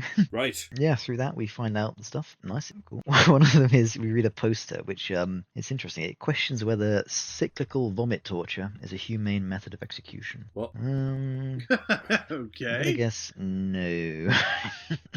All in. Yeah. Oh, that's right. I go to a shop here, right? And I'm like, oh yeah, can you buy a gun for Sly? Nice. It's been like 6+ hours at this point. Yeah. I can buy him a new gun for the first time. Yeah. Hell yeah, I do that, and then like 5 minutes later, I find a new better one on the Oh, floor somewhere. amazing. That's always, Okay, fucking perfect. every single time that's how it works. Yep. Anyway, so we vote in line with the council. We get a gold sticker, and that lets us into the council chambers. So in there is Grumpus already, actually, because I had to switch him out the party because Maximus 3. So me, Palbot, and Ro this thing, so she can analyze a map. That's her special ability. So he chatted at the doorman, hit it off, and was just let in. He didn't have to do the bullshit I had to. Very nice, very convenient. Amazing. Yes. Presumably each character would have that as a thing they can do. Yeah, almost if you certainly. don't have them in the party. Anyway, so the council, they're debating about what to do about the 64 missiles that are approaching the planet Oh, due to impact in 2 hours. There's one guy that's like, yeah, we need to stop them. And the other one's like, oh, yeah, just back them up, blah, blah, blah, blah, blah. And one of them's like, there's no evidence the missiles are even destructive in nature. amazing. Perfect. Yeah, great. Thanks, buddy. Okay. Spearheaded by Ro, actually, we sort of step up and like, yeah, we're going to deal with this shit. Give us one of your fighters. And they're like, all right, fine, sure. Minigame so time. we fight our way through some dudes, and we get on the fighter. It is, in fact, a minigame. So we fly over there, funny, we that. fly past all the missiles, because for some reason we're going into disable them from the source rather than shoot them out the sky or some shit like that. So they're being shot right by this alien insect hive thingy. So we fly into there, and we're flying through. It turns into a rail shooter. Very cool. Ugh. So you're flying around, you're shooting shit. Thing is, right? I was like, holy shit, this is difficult. My bullets aren't fucking doing anything. Yeah. It turns out that's because they aren't fucking doing anything. Because if you have a high FPS or widescreen, it doesn't work.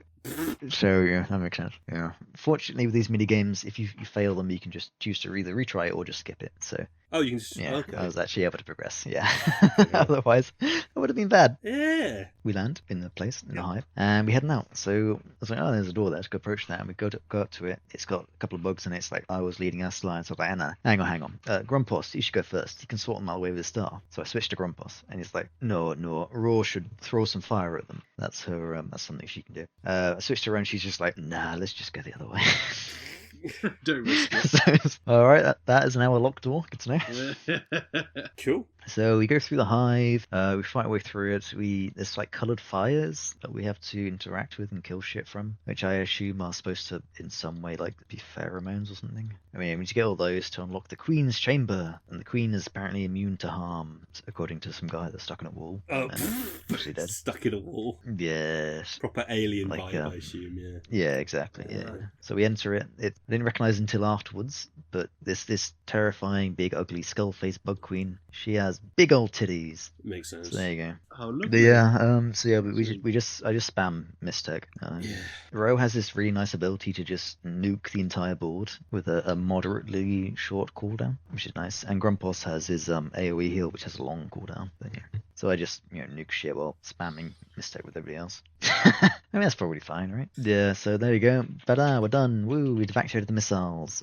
Thing is, right? They're deactivated. They're not like. Yeah, I was going to say they're destroyed or not anything. stopped. Yeah, so they're still just heading towards the planet. They've got inertia and all that. So we fly back to the station on the planet for some reason, and we decide to watch it with them. Like, I hope this turns out well. And yeah, they just hit the atmosphere and burn up. I don't know why they decided to add that little bit of extra tiny drama in.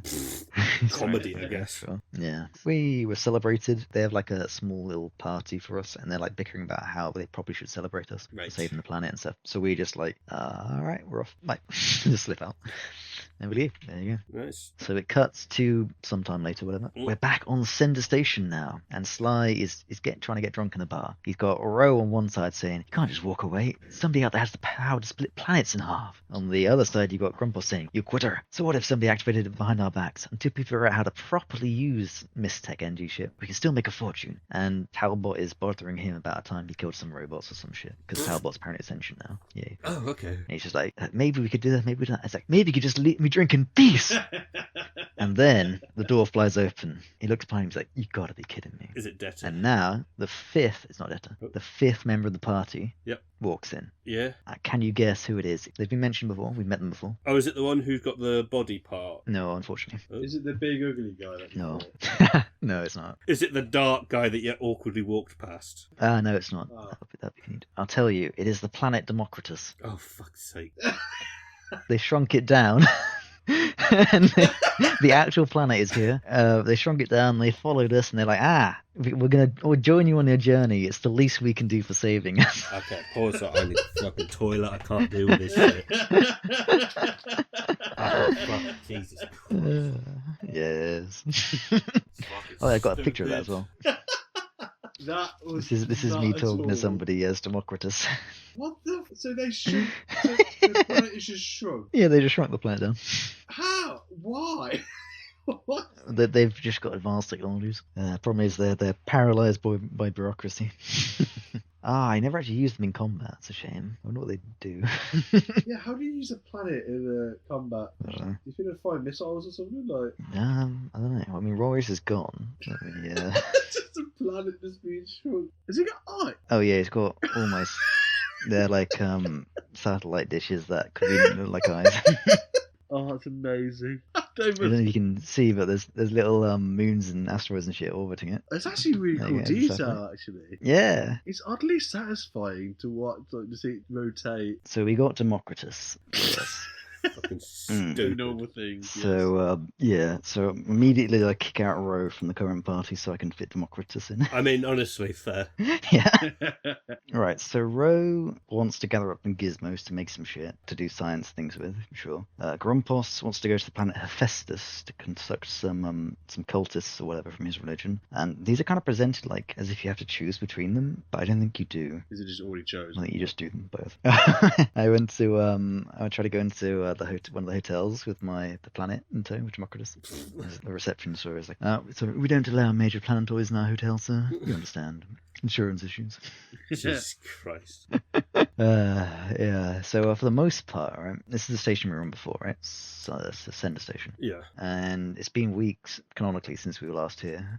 But most of the NPCs are just exactly the same states as where we left them. Yeah, it's a bit of a shame that. Oh yeah. So I spot a monk in the spaceport, and I'm like, I can yammer you, I guess. I don't know. So he just like a big long diatribe, blah blah blah. And the monk's like, interesting. During the course of your diatribe, you used the Cathum and Tedium technique in conjunction with Pacinian fatigue bombardment. We thought of throwing a minor fugue into the mix to undercut the interest level that might have been aroused by mention of your sister. So him and Grumpos have a discussion about yammering techniques and some bullshit. Yammer's been upgraded. Fucking hell. I immediately tried to use it on him again after he's like, do not try to use the power of your new yammer on me. Yeah. This right is where I ran out of steam and stopped the game. And that was partially because every section it feels a lot like sort of arbitrary busy work where you just have to do this list of things before you can progress. Like, you just run around and collect all this bullshit, which a lot of the time it's fairly fun, but it just feels a bit excessive in some parts. Now, particularly, I gave up because I do this one thing, right? 3 party members. Mm-hmm. You've got 5 characters so far, but with like extra slots that I can see we're going to get like 4 more people later on. Yep. And each of those have not only unique dialogue interactions, but they also have unique abilities like Yammer, like picking all that shit. And those are required to progress, both in the actual main quests and in side quests and shit. I see. And you can't predict when you're going to need that. So you're going to need to switch characters in and out often. To switch party members, it's not like in KOTOR, where you can just switch them whenever or teleport back and switch them. You can't fast travel in this. You have to physically travel back to where they are, talk to them and switch them out. Which means, for example, if I flew back to Anachronox, which I did, because we have our own ship, we can just fly wherever now. I flew back to Anachronox, I walked halfway across the area, which takes like 10 minutes even with speeding up. I spotted a guy that Democritus needed to talk to. I then would have to walk all the way back across Anachronox, fly back to Cinder Station, walk to the furthest point in that area that's not underground, which is the bar, switch out the planet, and then do that all the way again in reverse, and then probably have to do that again when I find something else that I need a character that I haven't got in. So it just adds more tedium to it, which is a shame. Yeah, Yeah. repetitive as well. So a couple of other complaints would be that the soundtrack is very limited, right? You got like the mini game music, and I think when the planet was blown up, I think that had some more intense music, I would assume. Not that I remember it. So it's unmemorable. Yep. The rest of the time it's just like, ooh, eerie strings, ooh, space, ooh, isn't it cool? Also, during combat, right? Most of the time it's not too much of an issue because you can mostly just like stand there and punch people. Occasionally you do need to reposition yourself. That means knowing where you need to be, and because the camera is very sort of dramatic, cinematic dynamic and shit. Every time someone's acting, you can't see like the layout, the floor or anything, what's going on. So you can just see it like whipping around from people, especially when it's speeding up. It's like Bit too many. so yeah, that's also a bit of a pain. But yeah, I got 11 hours, I would guess, in it. I mean, would you recommend this? Yeah, I'd say so. Yeah, it's a lot like KOTOR, right? Mm. But different in a lot of ways. In some ways, it's kind of better. In some ways, it's Yeah. As is positive. yeah. If the combat controls were executed better, I think it would be better than KOTOR combat. Yeah. Oh yeah. I looked up an estimated full playthrough time, Yeah. which was like 32 hours. So Jeez. judging from that, I'm maybe a third of the way through. Fucking I don't know. hell. I didn't check like the story content, so I could be behind or ahead. Yeah. Yeah. Can you give me your 4 words? Yeah. Like KOTOR, but good. But good. That's a bit ironic. Yeah. I thought you liked KOTOR. I do, yeah. Yeah, it's very, very similar to KOTOR. I mean, yeah, I'm not shocked. Are you I'm Bioshock? shocked. Hey! Ooh. So I'm going to start doing the reviews now. Go for it. Shot boy.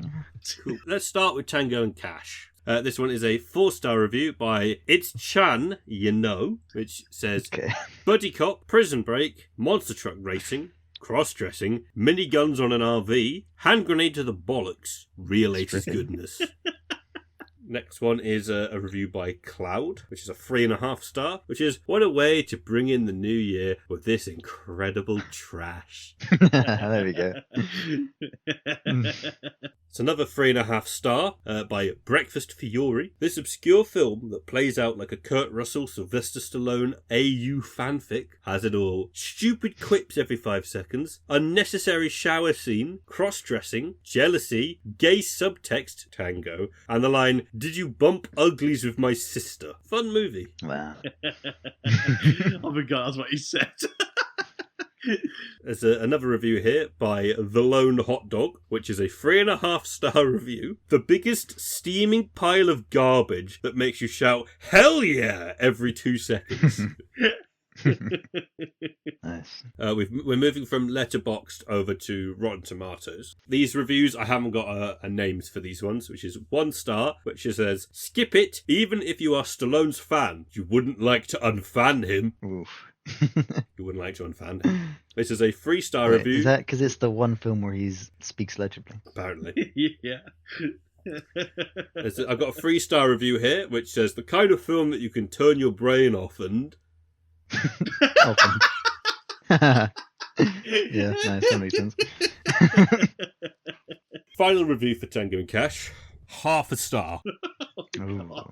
What the F hashtag A with a little hat on, comma, I don't know, is that tilde symbol? Percentile, did I just watch? The only thing more baffling and bizarre than this movie is that most of the reviews are positive. This is the kind of thing that makes me believe the theory that the only hell is the one we live on Earth. For me to see all these good reviews of this movie would be the same if my friends and peers started telling me that Justin Bieber is one of the best musical artists of all time. The dialogue was ridiculous and not witty at all. The action scenes were so over the top and unbelievable. The acting was terrible all round, and they somehow managed to cast the ugliest cast of people I have ever seen in a movie. How rude. Literally everyone in this movie was more hideous than the last in ways that were almost incomprehensible. Kurt Russell should feel ashamed he did this movie, and Sylvester Stallone had a better role in the porno he's famous for doing. Wow. Whoa. Well, Okay. Oh. Yeah. So they said they prefer the porno than the film. Yeah. Okay, let's whack up that porno. Let's judge it. And now we've got some reviews for Anachronox. Oh, This is a positive review by Nicolas Google. Nicolas Google. Yes, Nicolas Google. Okay. Which is sequel desperately needed. Will pay or give head. Save us alone. You know where to get. Yes. Just ringing up. So no head. This is a review by MaddogHux.ttv, which is recommended. Ah. This game is a delightful story wrapped in a barely playable game in 2025. It may not be long before this dated game could be played. This game is 100% story and humour driven, and it's both good and better than most games. I would not recommend this for players that do not have patience to read. This is a positive review by Playman, which reads, yeah. Okay. Yep, that's it. I feel like it's supposed to be like, yeah. Yeah. The most casual guy ever. Yeah. This next review is in a foreign language that I cannot read in the slightest. It's like a character language, potentially Try it. Japanese. I don't know how to start. Just make funny sounds. Yes, Five star. Yep. Disgusting racism outrage. yes, this is not recommended. Oh. I'm writing this review with Oh. only a few hours playing because I think in my profession it is important to save people from undue psychological stress. Anachronox is a stressor to the nth degree. However well the developers made the game they wanted to, however well the outcome came for them, however on time and budget it was, the game will still kill someone with some certain somatic disorders because of his execution. What? Was that last bit? The game will still kill someone with certain somatic Oh, I see. disorders because of his execution. Yeah, I can sort of see that, I guess. Not ready, but yeah. Yep, Can't you say about every good game? Can a game really be good without a kill count? delightful. Mm. I've got the overall review from an RPG fan website by Josh Gregory, which is, overall, despite the fact that it routinely crashes to the desktop, even when patched, and it's shorter than I'd like, Anachronox is well worth your time and money. Whether you're looking to play a good console-style RPG on your PC, or you're just in the mood for a game with a great story, this game is an excellent choice. Like the box says though, minimum system requirements include a Pentium 2 266, 64MB of RAM, and a sense of humour. If you have all of these things, I personally guarantee you'll have a great 20 hours. Yeah. Yes. Well, so it didn't crash at all. It might crash like once or twice for me. It glitched in such a way I had to close it and restart like 2 or 3 times, Right. which isn't bad. Like I said, it's too short as well. Yeah. This is a recommended review by Ratman, which is classic, a not recommended review by Maxine that says nope, and a recommended review by Claw that's a full stop. Oh. Literally. This is say I have to put something in, but I do not want to. Yes. Review. Yeah. The penultimate one is by Fapman Reborn, which is recommended, which is Anachronox. Think of Blade Runner mixed with KOTOR, but without lightsaber and religious nonsense. The game isn't very serious, and most of the time it's leading towards a more comedic approach. And it works. It works. It works. Yeah.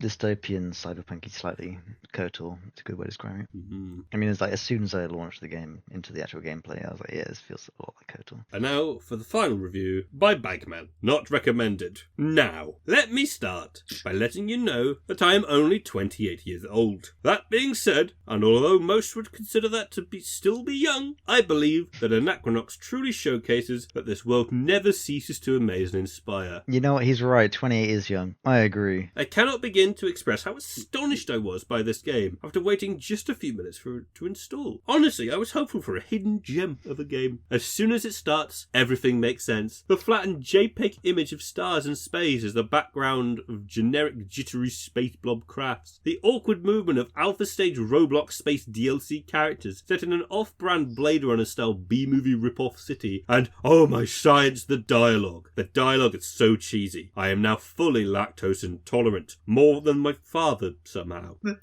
I couldn't take it. What? I couldn't take it. Aw, that's a bit hard. I hit Alt F4, ran like a little girl to Steam, uninstalled this game, removed it from my library like schools did with Captain Underpants when I was a wee lad, and then threw my PC tower down the stairs. I do not recommend this game.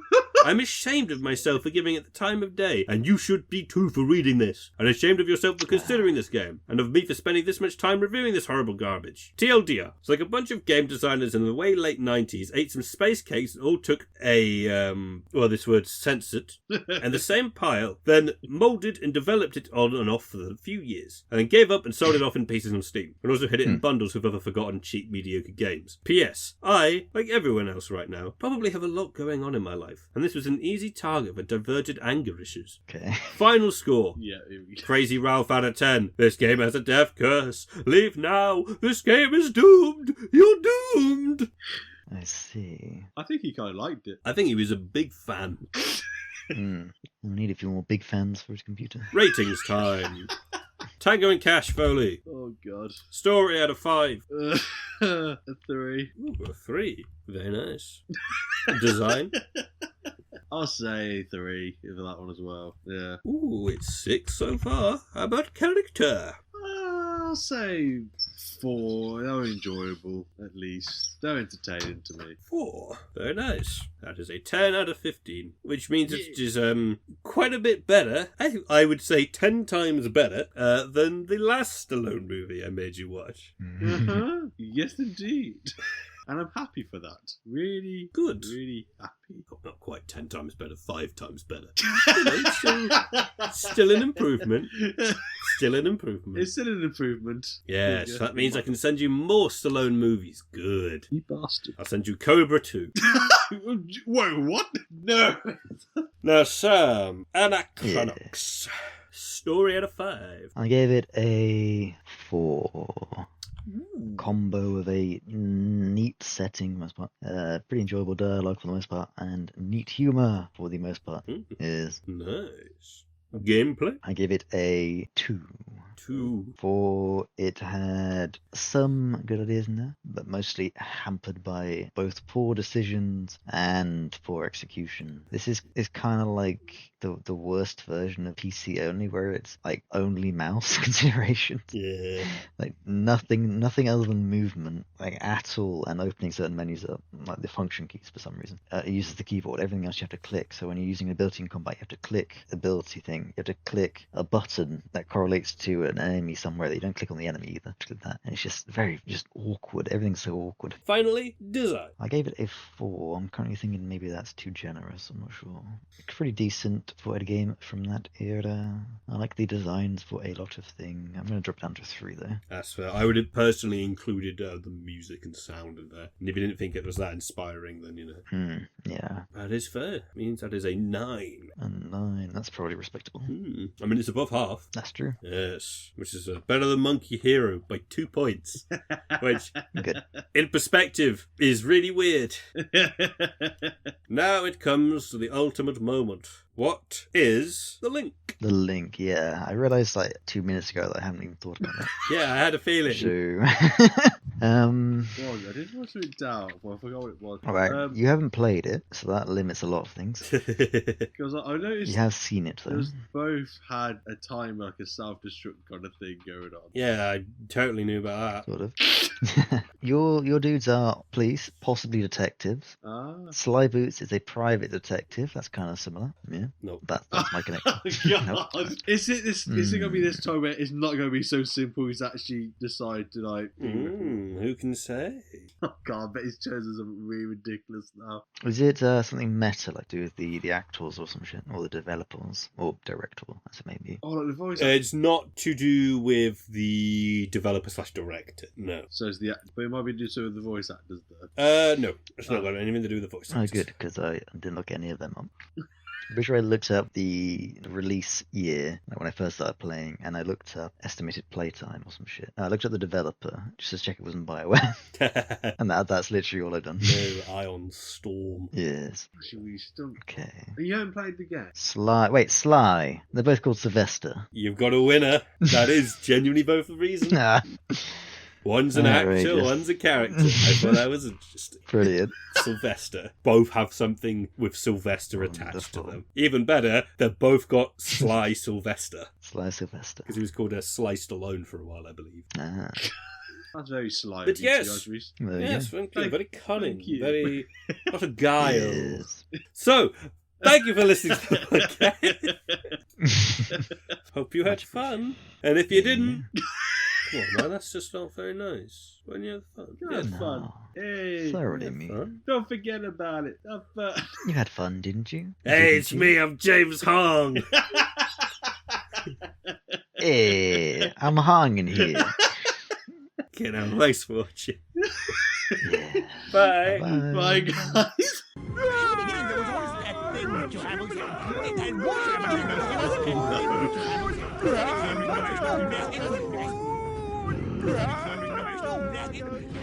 Thanks for watching the Janky-B-Cast. You can find Foley at his YouTube channel, Dopey Mr. Foley, and Sam at his house in James Hong's Capsule Hotel, Boston.